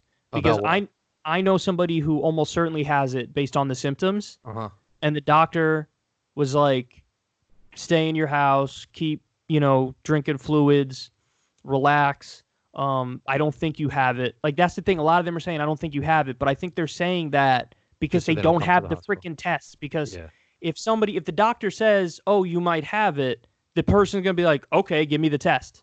And if they don't have the test, they're just avoiding that whole conversation by saying, I don't think you have it. You know what I mean? Or space in the hospital, or like the whole next steps of what now. You said I might have it. Now what do I do? Do I come to the hospital? Do I fucking... So they're avoiding that whole shit by saying, like, stay there unless the symptoms get so bad that you have to... You know what I'm saying? Like, that's the advice people are given. And somebody made a good point. What they should do is whoever's taking the normal flu test, like, add those to the people who almost certainly have this virus. Yeah. Because, like, people are taking that test and coming back negative, and they're like, I guess it's not the flu, but it could be COVID-19. So the actual number score, like the number I gave you earlier, in the world number is only the things they've officially proved through a test. That's about 200,000. The real number is at least 1 million people that have it. At least 1 million. Here's what people need to stop doing is sharing that fucking match video. Like, I get it. If you get in contact with someone, they're going to have a better... There's like a whole bunch of matches that are on fire, and one of the matches like steps out. Yeah. Like, I get it. I don't need to see out of burning matches to fucking let me know that, like, if everybody touches each other or gets in contact with each other, that they're going to spread the virus. Like, I don't need the visual. I get fucking interacting with someone is going to increase the chances of them getting the fucking disease. Yeah. There's just, and that's a big thing too, is like, there's so much like misinformation about the shit too. Like fucking holding your breath for 10 seconds. Yeah, you sent me a thing and I was like, nah, dog. Like the funny thing is, I was reading it and I was thinking, okay, could be legit. And then I got to the line where they said, if you take a sip of water every 15 minutes, it washes the virus down and the acidity in your stomach kills it. And I was like, nope, this thing is all bullshit. I knew right when I hit that line, I was like, all bullshit. Because everything before then seemed semi-legit. Like, you could have convinced me of everything before it. Once I hit that line, I was like, that's not how viruses work. I know. But, like, people just want to believe some shit, you know? A Fox News reporter tweeted that shit, too. And he literally tweeted, take a sip of water every 15 minutes because it could kill the virus with the acidity in your stomach. I was like, oh. Everybody on Twitter was like, yo, you're so stupid, bro. That's not true. You're a Fox News person. You can't just say stuff like that. Well, John Oliver put up Geraldo Rivera. It was like, if you could hold your breath for 10 seconds, you're good money. It was him. He read the same thing that you showed me, and he said that hold the breath thing, but then he also tweeted the drink water every 15 minutes to make sure it washes the virus down. It's just idiotic. And that's the thing, though, is just there's misinformation out there people want to believe anything. It's a fucking scary thing. I mean, but like I said, I'm stocked up in my house. I think I got a good enough supply of food. I got good enough amount of toilet paper. I didn't know, like, it was sort of crazy, though, because I was at Walmart sort of before everything popped off, and it was almost like I had my free range to buy shit of, like, all right, I'm going to be stuck in my house for a hot minute. Now what do I get? So I'm looking at cereals. I'm like, Frosted Flakes. I got mad cup of noodles. I got Rice-A-Ronies. See, cup of noodles was and the I was move. allowed to buy all this shit for my wife. See, cup of noodles is the move. Like, and OD. Here's the thing, like, so I semi lucked out and semi didn't luck out. I didn't luck out because I didn't get enough stuff from the store, but I did luck out because I did a bunch of Amazon orders and I got them in just before the cutoff. You know that they're not delivering normal stuff now, right? Yeah. Molly told me that it's just like basic essential shit. You can only order essential stuff, and there's a backup. It takes a hot minute. Like, I have Amazon Prime, and it's not going to come in like a day or two. They say it's going to come like the 21st, which is crazy. But at least I got in my orders before they announced, like, because I feel bad for all those independent businesses that contract with Amazon. They say, no, the only things we're selling now are things that are in-house in Amazon. We're not going to do the contracted things during the duration of the crisis. Yep. So, but a lot of people were getting away with selling shit for mad expensive too, which was fucked up. Like, they were flying under the radar. I saw that on eBay a lot. The hand sanitizer thing. eBay did a pretty decent job, though. They were like, because I went and looked at it, and I clicked on one of the small bottles of sanitizer, and it brought up an error message that was like, you can't actually buy this shit. And I was like, that's what's up. We stopped. Yeah, the price gouging stuff is wrong. Did you hear the story of the guy who bought like a bunch from Amazon and then was jacking up the price and selling it, and then they stopped him from doing? Okay, so there was a guy who bought a ridiculous amount of hand sanitizer and put it in his garage, and he was jacking up the price and selling it to people for the crisis. And I don't know if it was the attorney general of the state, wherever he was, that stepped in and said, you're not doing it, but they stopped him from doing it. They were like, you're not price gouging people right now. But in a sense, it's also fucked up too. Like, I mean, like, homie got there early. Let him sell his shit. I saw a kid in school was like charging people to do a spritz of sanitizer in their hand, and the kid got, in trouble. It was like, you motherfuckers do that shit to us all the time, and now this little kid can't make some money off some hand sanitizer? No, see, that's the point right there, is that, like, they really have no argument that he can't do it if you believe in rugged capitalism. If you believe in, like, that this is the way it works, man. It's a free market. He decided to buy it. He decided to jack up the price. What can you do? Like, that's the position. That's the capitalist position. But, of course, in a crisis, people realize, like, that's sort of fucked up. You can't, especially if if let's say he bought it and then he only jacked up the price. Like, let's say he bought, each bottle was $5, and then he bought it and he sold it for $10. I don't think they would have stopped him. But he probably jacked it up to some astronomical shit. That's what I'm saying. And the fact that he was super greedy, they were like, we can't let you do that. But if he had just said, I'm going to sell it for 10, they probably would have been like, all right, what are you going to do? Yeah, it's good they stopped him, but you're right. Do that shit with, pharmaceutical companies who charge the healthcare industry that charges the pharmaceutical companies $50 to blow your nose while you're in the hospital or some shit. They're the biggest crooks in the world, bro. The pharmaceutical companies are the biggest crooks in the world, bro. The biggest, and yeah, like, you legit look at like an itemized sheet from a hospital after anything. I think maybe after Nix was born, I looked at the shit, and it was just like, they phrase it as like, some cough suppressant aid, and it's a box of tissues. Yeah. Yes. And it's like, it's crazy. Whatever, $77, and you're like, huh? Yo, I got to take a piss. You could talk to the people for 3 minutes? Yeah. All right. Talk to them about your dick. I'll be right back.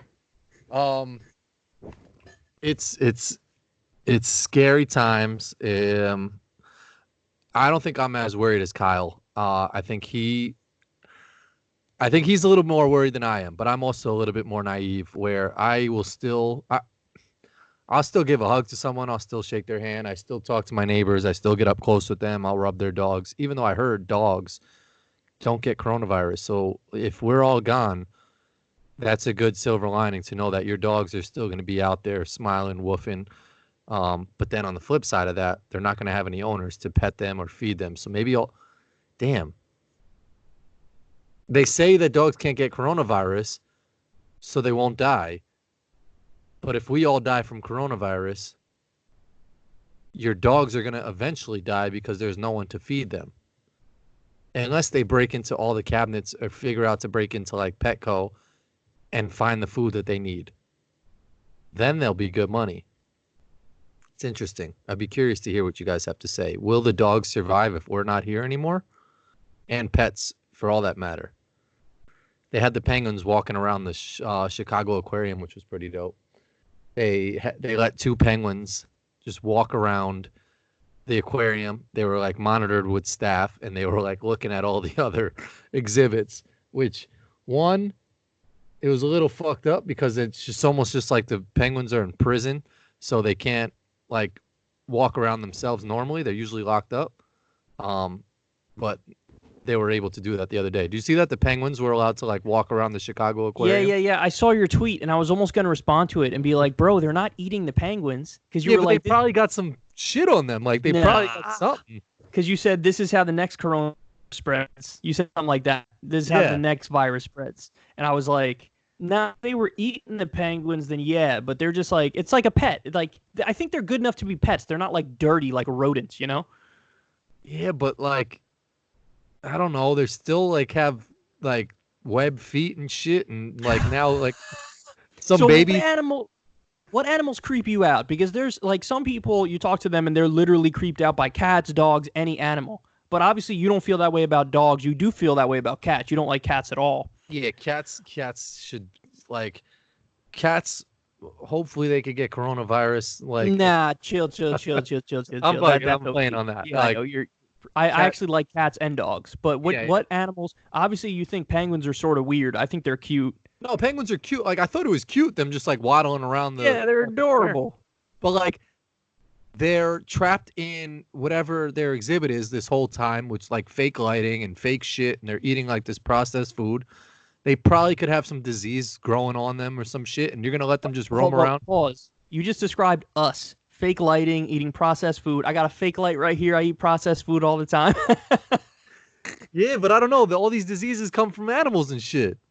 But yeah, well, certain ones are not. Like, I don't know why it is. Why are rats like notorious for being the most disgusting and like disease infested? But if you see a squirrel, you go, "Oh, that's cute." That's what I'm saying. Yeah, there's John Oliver. There was like some TikTok video, and he was explaining that like I think it was not a guinea pig, maybe a gerbil or a hamster or some shit. Which to me, if someone has that in their house, I could be like, oh, that's sort of cute. Like their room sort of smells normally. It's like that like oatmeal smell when someone has a gerbil or some shit. You know what I'm saying? Yeah, dude. But like I can look at it and they could pull it out and have it on their hand. I'll be like, oh, that's kind of cute. Like, but if someone had a mouse or a rat in there, I would disgusting. But they practically look the same. Yeah, the tail for the squirrel versus rat one is the tail, the bushy tail that's cute. Yeah. Like that makes it cute. And then there's ones that are like that like are cute sometimes, but other times the creepiest things ever, like raccoons. Like you could imagine a scenario that a raccoon look cute, but then like at nighttime when their eyes are glowing and shit like that. Disgusting. And then there's the least cute animal in the world, the possum. Yeah. You see a possum. Nasty. Like, whoa, it's like a big rat. Ooh, possums are gross. Why do some people call them possums and then some people call them opossums? I've never heard opossum. You've never heard opossum? Okay, No. So let me tell you my story on this, because my whole life I thought it was just called a possum. No, but then like I want to say like when I was like 20 years old, for the first time in my life, I saw somebody write out opossum, like one word, not a O and then space possum, opossum, one word. And I was like, what is that? And then I looked it up and it showed a possum. I was like, why did I only know possum, but some people call it opossum? And then I started seeing opossum all the time. And I was like, am I the bugging one? Is it a possum or an opossum? Yeah, it's kind of weird. It's weird when there's shit like that. Like Hanukkah is spelled 2 different ways. It's just like, just one or the other. I've never seen opossum. Luckily, I haven't, because I would have been like, I don't know what you're talking about. Like if you wrote the shit out, and you're like, dude, I just saw an opossum. I would have been like, what is that? A new Mazda or some shit? No, I would give you the right to hate me if I ever texted that to you. because you'd be like, I don't know, why wouldn't you just say possum? Like, why are you Yeah. saying the O? That's so Yeah. wildly unnecessary. Yeah, possums are weird, but like they also look cute as like cartoons. So like beavers are kind of cute. There was that what was that As Nickelodeon show where it was like a Angry beaver, Beavers. Angry Angry Beavers. Beavers. But I'm sure if I saw a beaver in real life, Hmm. that shit would just look Gross. dirty. Like Dirty as fuck. Yeah. You're right though. That like as a cartoon it would look cute. But it's funny how ants. some I hate ants. I think oh ants are disgusting. oh they're so gross. Ants, spiders. But I could Ugh. probably watch like, Ants the movie. Yeah, but that's I mean, the cartoon point is obvious. You can make anything look cute as a cartoon. You know what I mean? Yeah, Like like they make Ratatouille or some shit. Even though that's disgusting, I could probably watch that movie. I don't know if I can make it through that movie actually, because rats are just. I mean, I don't uh, know. I guess rats are just. Do they have a better immune system? So they've always been like eating the nasty garbage and shit, and they haven't really. That's why they're just notorious for being they're like disgusting. they're notorious for transferring diseases. I don't know why it is they're like uniquely bad. I don't because some diseases like did you know this COVID-19 coronavirus that's spreading now, Mhm. it doesn't impact animals at all. Like it That's what doesn't I was talking about when you were gone. I was saying dogs can't get nope. coronavirus. So like that's a good thing for people to think about. Like even if we all die, dogs will still be here. But then I was like, they still might die because they have no person to give them food and shit. Unless they found And out like where the Petco was at and they just raided the whole shit. they get some diseases we don't get too. Like there's not a perfect relationship between what people get, what dogs get. You know what I mean? Like different things affect different. Like there's certain diseases that affect deer in the wild that does not affect us at all. Yeah. So like it's weird how it works, but yeah, coronavirus does not impact them at all. So bats could obviously get coronavirus because those motherfuckers was the ones that No, started this shit. no, they don't get coronavirus. They're not like sick with coronavirus, but they had the thing that became the Oh, coronavirus. got it. Like it Yeah, was like from bat blood. But that's one of the again, we were just talking about rats and how they're notorious for spreading disease. Bats are too. yeah. Bats spread disease too. So the fact that they were selling that to eat at these markets. But then again, at the same time, like this is a point I saw somebody making is actually a good point. We spread mad cow disease because we eat cows here. So like, in India, where among Hindus they like worship cows, they look at us like, look at these fucking idiots. They're eating Yeah. cows and then they're getting mad cow disease. They're getting sick as a result of it. You know what I mean? Yeah. Swine flu is from pigs, supposedly. But that's my point about penguins is like we don't know. They could have some fucking shit in their blood or their fucking web feet that now a baby goes and crawls on that Chicago aquarium and gets penguinitis or some shit. Penguinitis. Like that could be the next shit. That could be COVID fucking 37 is some shit from a penguin.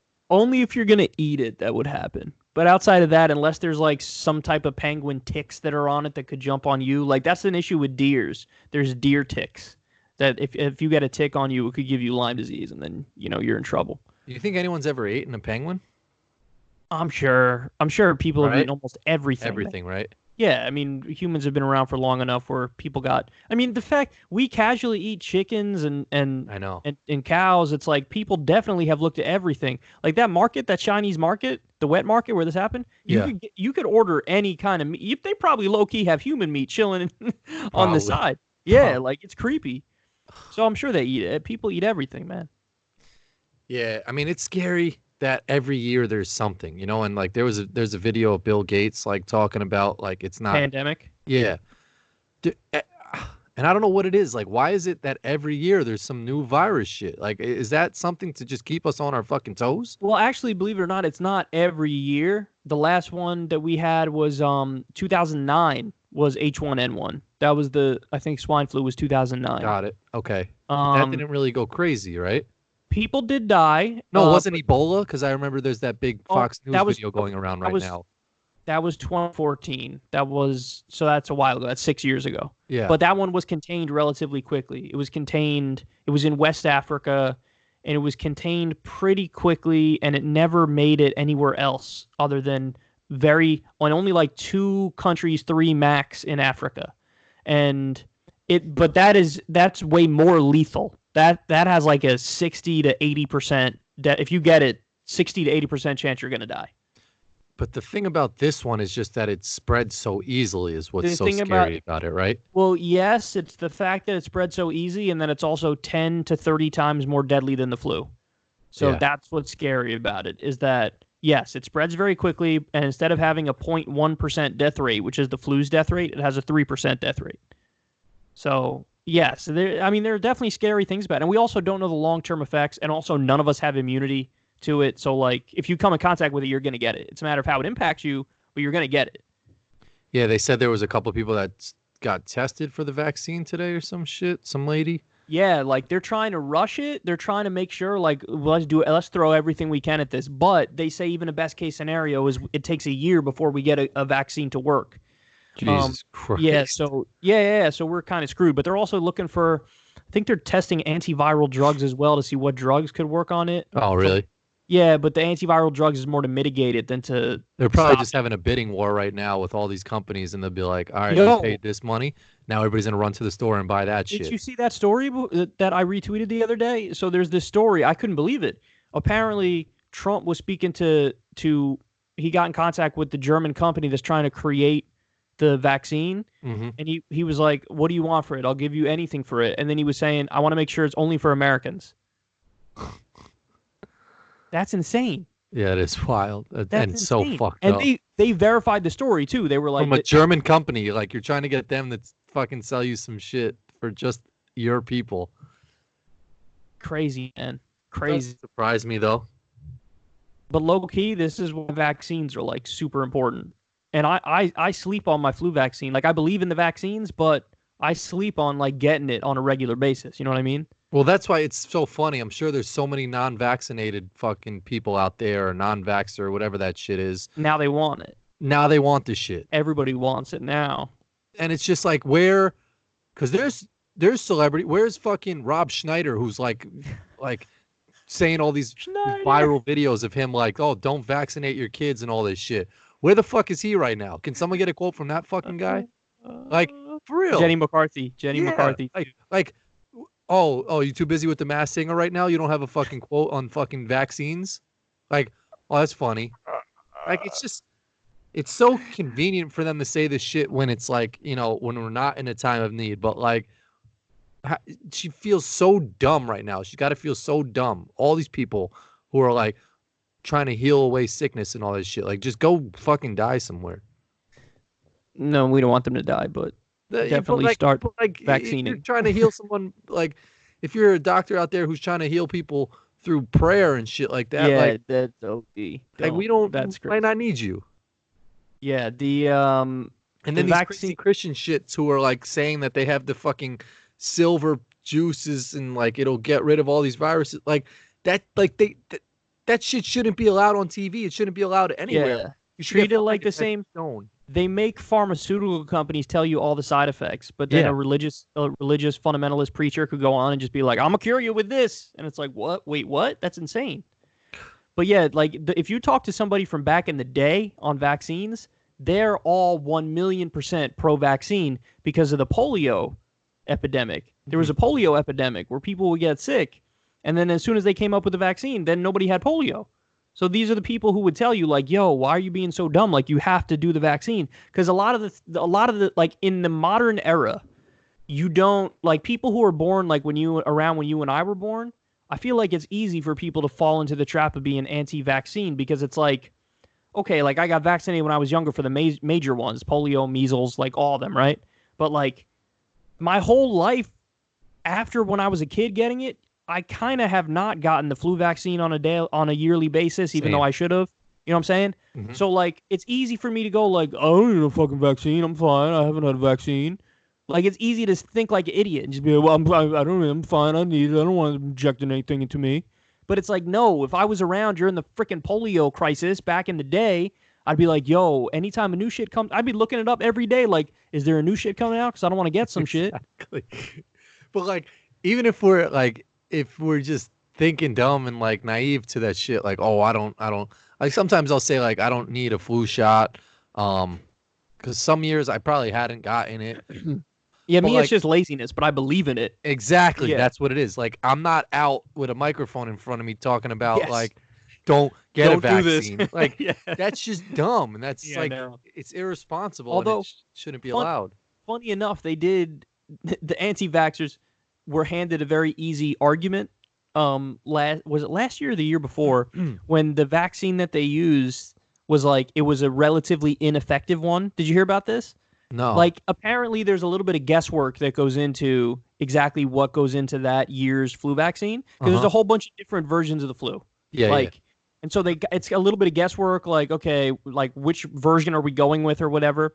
And they made a bad pick, and so it was only like I think it was only like 30-something% effective or whatever. And then you hand right over to the frickin' anti-vaxxers. See, bro. See, I told you, bro. This one's only 30-some-odd% effective.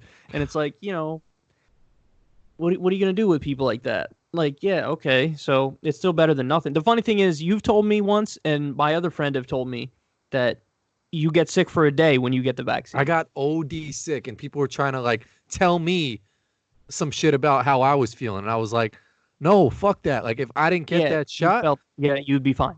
I would be good money. Like, but I got the shot, and I was like on sick for a day. A deathbed for a day. Like, I was in bad shape. And they were like, no, but you needed a blah, blah. Yeah, I'm like, no, you gotta shut up. Like, how the hell do you know better than me? I'm me. Like, no, I'm telling you, that wasn't the flu that you had. It was just some shit that like blah blah. I'm like, no, it was the they flu gave symptoms. me You had the symptoms. Like, you definitely had the symptoms. Oh, and I was like OD chills, and like people trying to tell me some shit that I felt, and I'm like, fuck out of here, man. Like, I didn't need to get that shit. Yeah, I mean, it was probably good you did because then you couldn't get the actual flu, probably. You know what I mean? But you did, like, you basically signed up, like, you made a deal. You were like, all right, listen, I'll let you give me 1 day of the flu if you avoid giving me like a 10-day shit later on. It's like what I do when I fucking eat Mad Funyuns, gummy bears, some soda, go home, have like chicken cutlet, then have a bowl of cereal late at night. I know my stomach's gonna be on blazing fire. Like, I'm gonna be like hunched over in the bathroom with the cold sweats.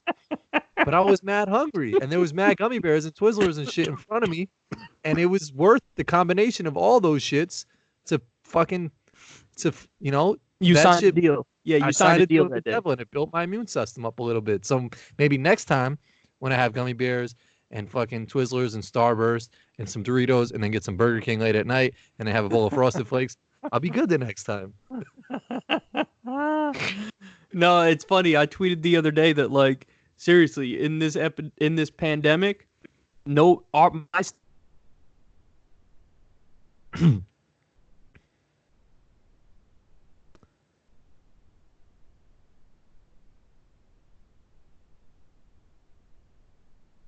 I gotta take a we just lost connection, but you're back now. Yeah, I got you now, but your face was OD frozen. Like, it's funny. You gotta send me it. I didn't get it in time.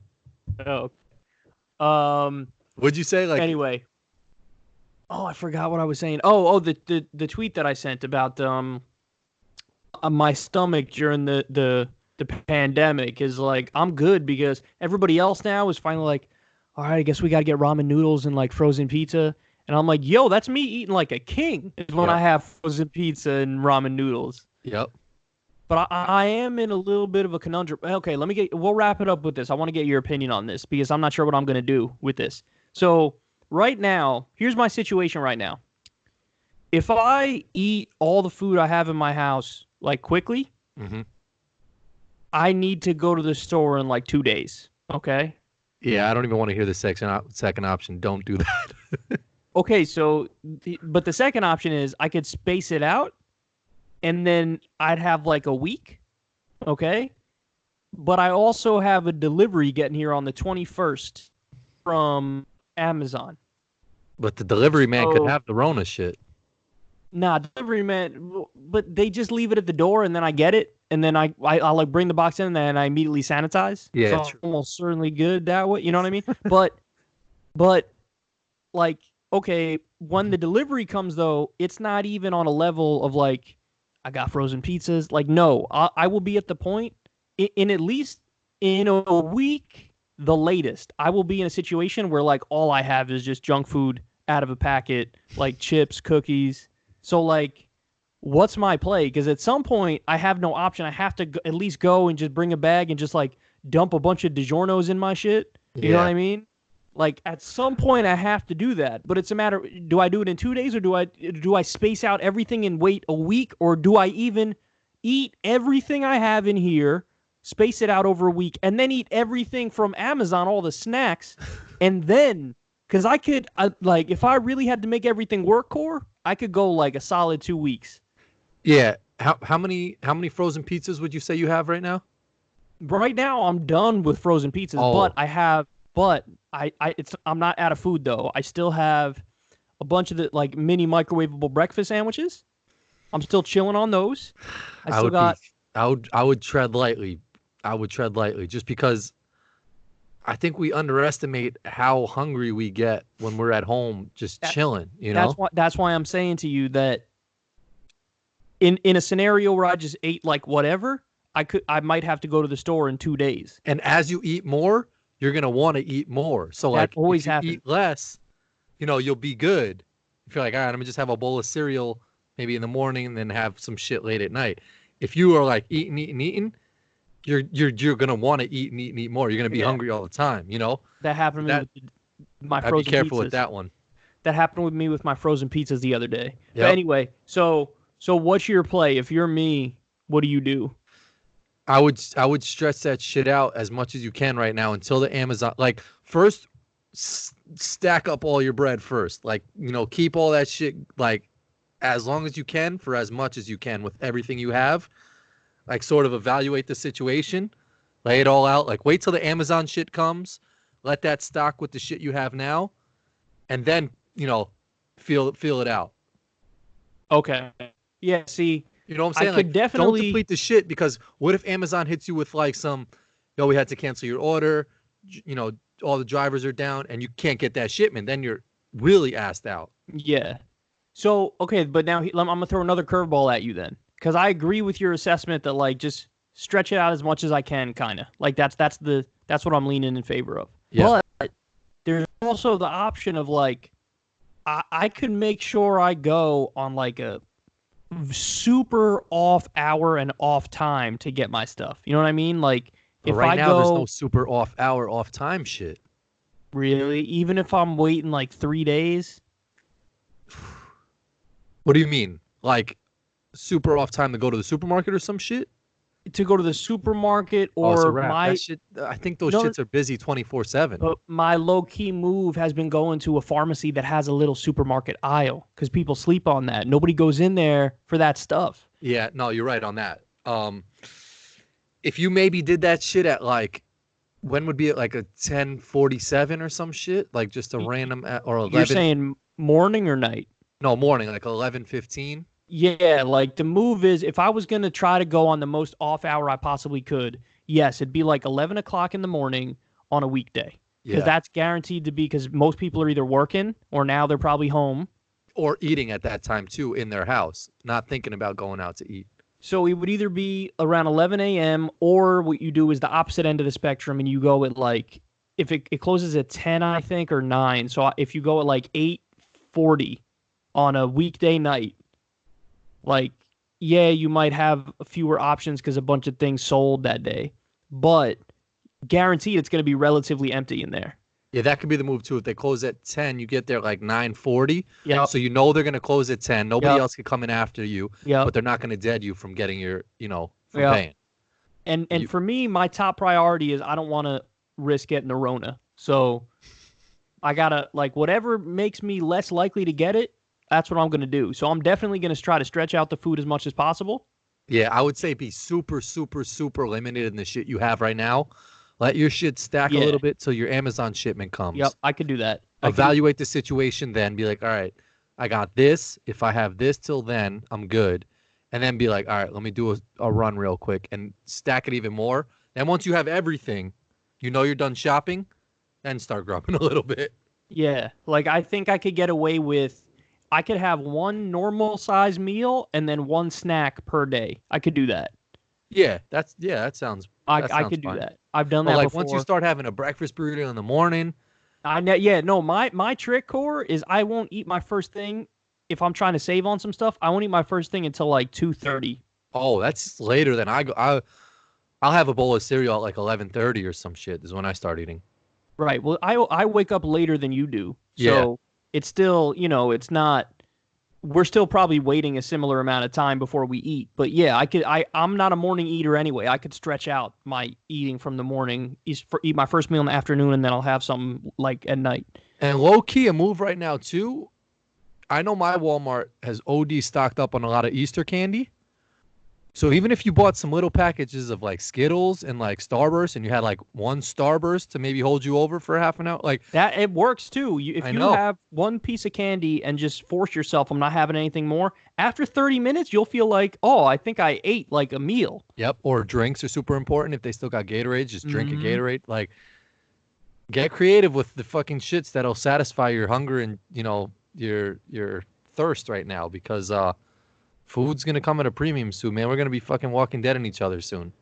Yo, I mean, people were saying that if you put together right now the hand sanitizer companies, the toilet paper companies, and one more thing that's selling out, soap maybe, soap companies, like they're probably more powerful than the government because they have all the money right now. That's what I'm saying. That's why it's like Target, Walmart, Dollar General, if they're publicly traded, their stocks have to be booming right now. Clorox, I saw it the day everything in the market plummeted and was down like 10%. Clorox was up 6%.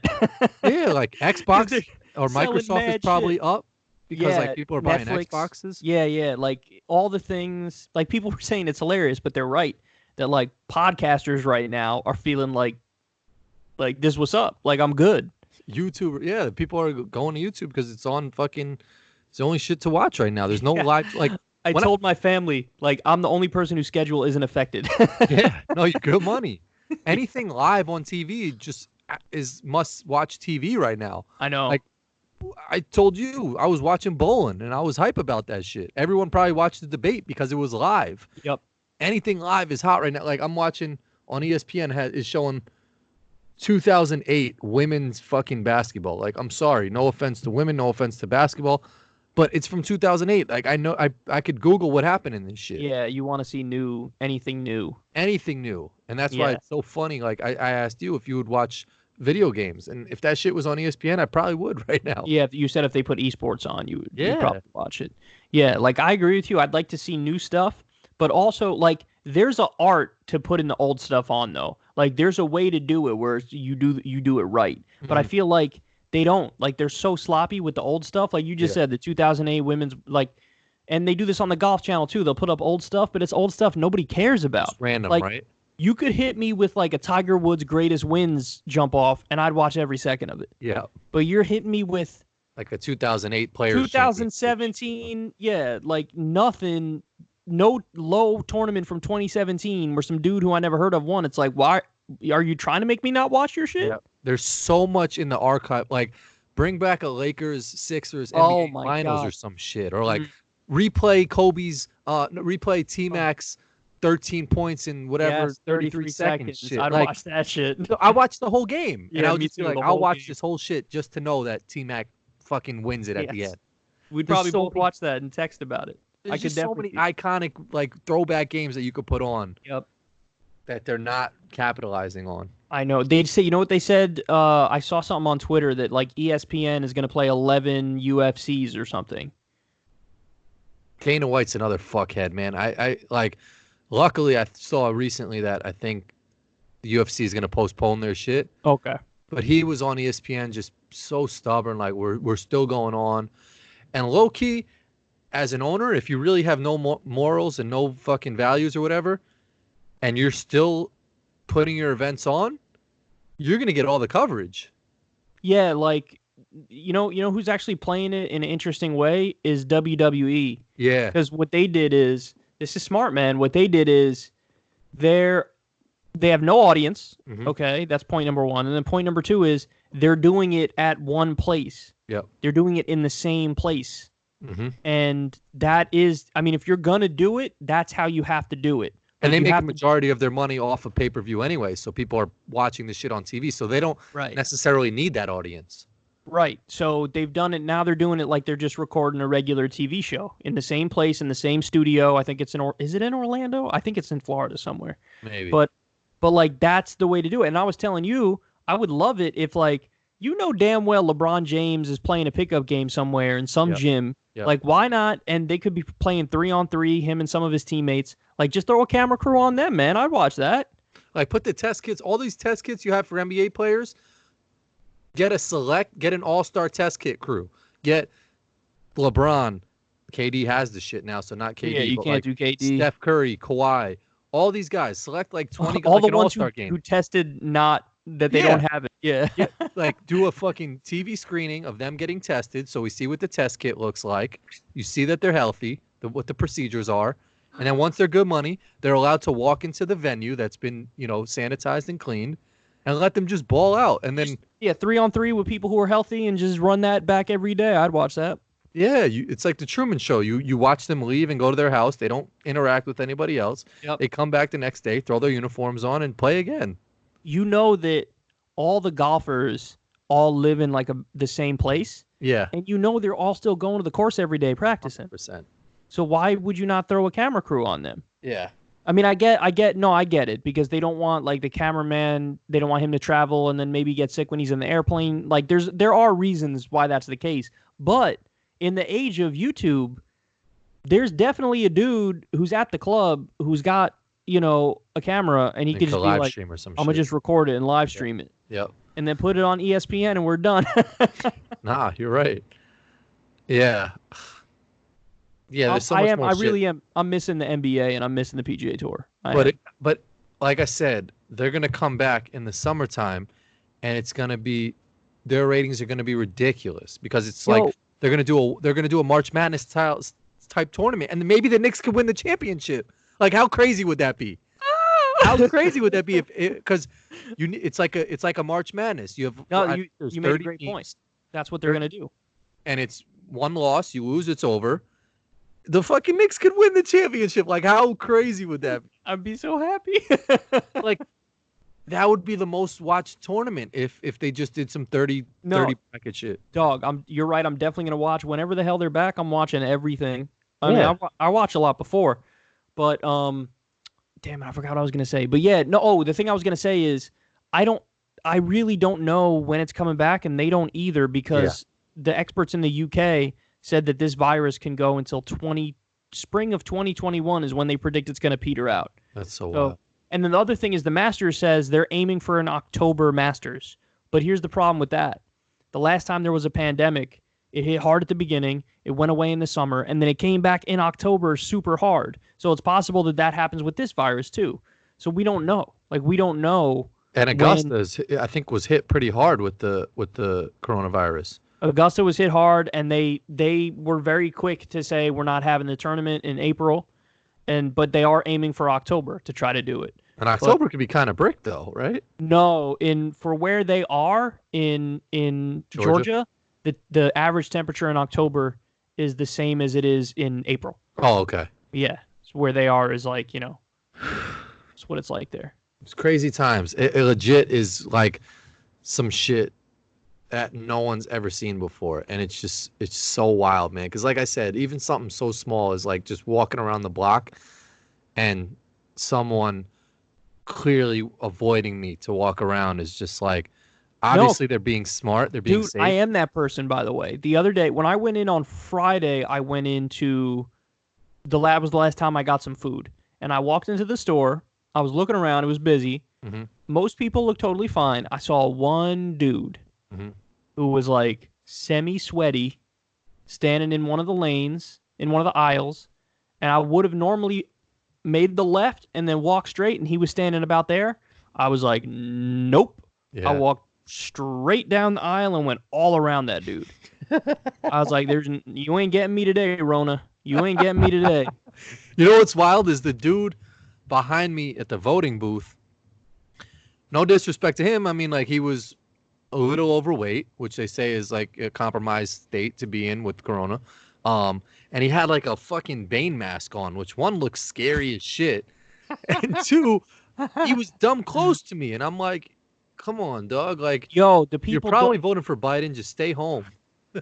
people don't know about that personal space, man. Oh, I Like, know. I had to do the self checkout when I was at the store the last time, Yeah. and I'm sitting there doing it. I'm trying to go fast, right? But it's right in the spot where everybody has to walk right by Yeah. Yeah. Yeah. me. And like these people were like a foot away, just walking. I like to the point where I could feel the air when they walk by.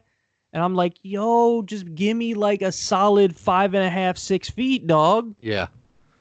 But But they that's don't know. They don't care. and that's where it's strange times. Is like I at first I was like a little like, why are you doing that, lady? But then I was like, all right, I see why you're doing that. But I don't know, man. I don't know. I forgot what I was gonna say, but I thought it was weird that she went out of her way, but that's where we're at now, you know? No, Like, that's definitely where we're at. And I don't think that'll stop for a while. And I hope things go back to normal at some point. But on the bright side, things are, this isn't bright, but things are going to get so bad that we have to change the way we do stuff. You know what I mean? Like the economy has to be rethought. And just so everybody knows, it was in the Great Depression that we got some of these programs that we love. It was in the Great Depression and the War on Poverty that like Social Security, Medicare, Medicaid, like a lot of these programs. And once they were implemented, they were so popular that you couldn't take them away. And I feel like we might hit a situation where, because they're talking about it right now, an emergency UBI situation, where basically everybody gets a check every month. mm-hmm. And like, let's say they do that, and let's say we stay in this crisis until spring of 2021. What's going to happen, Core, when everybody, like, okay, we defeated the virus for now, right? And then in 2021, are they going to take away that $1,000 a month that everybody's getting? Because let me tell you something, that's going to be difficult. And if they do that, then people are going to be like, the economy is going to crash again. Yep. And so maybe we get a permanent UBI out of this. Like maybe that happens.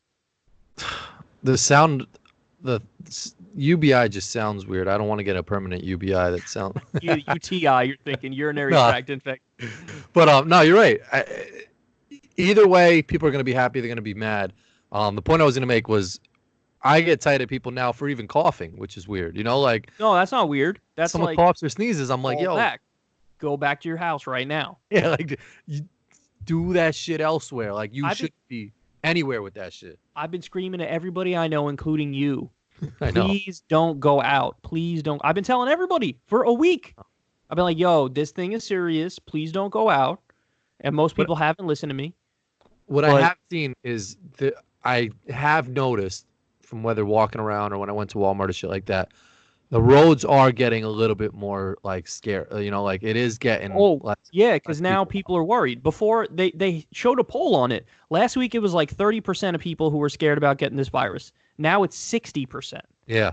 So it's going up, but that's a good thing because the more people are scared about it, the more they stay home, the more it decreases. More it decreases, the more or we're like quarantining. Flattens out, right? Whatever flattens the curve, which means we keep it so that our hospital system can handle it. I don't think it's going to be, especially in big cities like New York and San Francisco, I don't think the hospital systems are going to be able to handle it. Like they're going to need to make new makeshift hospitals and stuff. Yeah.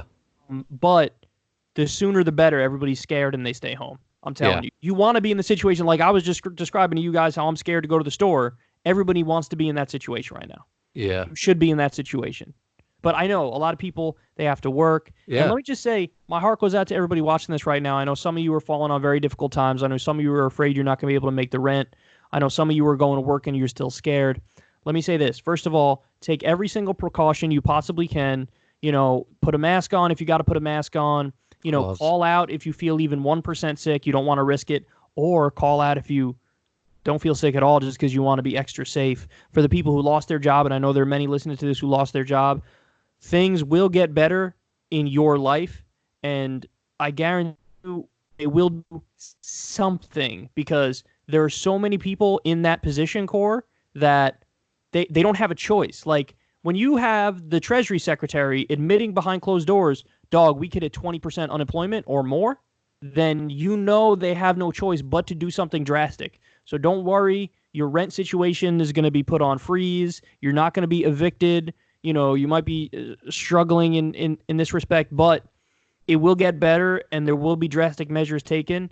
And, we roll with the punches as it comes. But just know there's so many people in that same boat who are struggling, and there will be something done to try to take the edge off because they have no option but to do it. And it'll be over my dead body that they bail out another industry without bailing out the people first. So I think that there will be some sort of measure taken, and that's good. But just everybody be as smart as you can and just try to hang in there. That's what I would say. Yeah, that was well said. That was perfect. Yeah, I second all that shit, man. I just hope everybody tries to stay in as positive spirits as they can. I know it's not easy to, but just be cautious, wash your hands, try to avoid contact with people, and yeah. All right. Well, I guess we'll end it on that. All right, guys, we love you. Hopefully we'll talk to you soon. We'll probably have one next week since everybody's home all the time now. Yeah, I know. Corin's not going anywhere now. He's got nowhere to go. There is nowhere that exists anymore. So, and the election will be coming to a close very soon. So anyway, all right. Love you guys. We'll talk to you soon. Peace.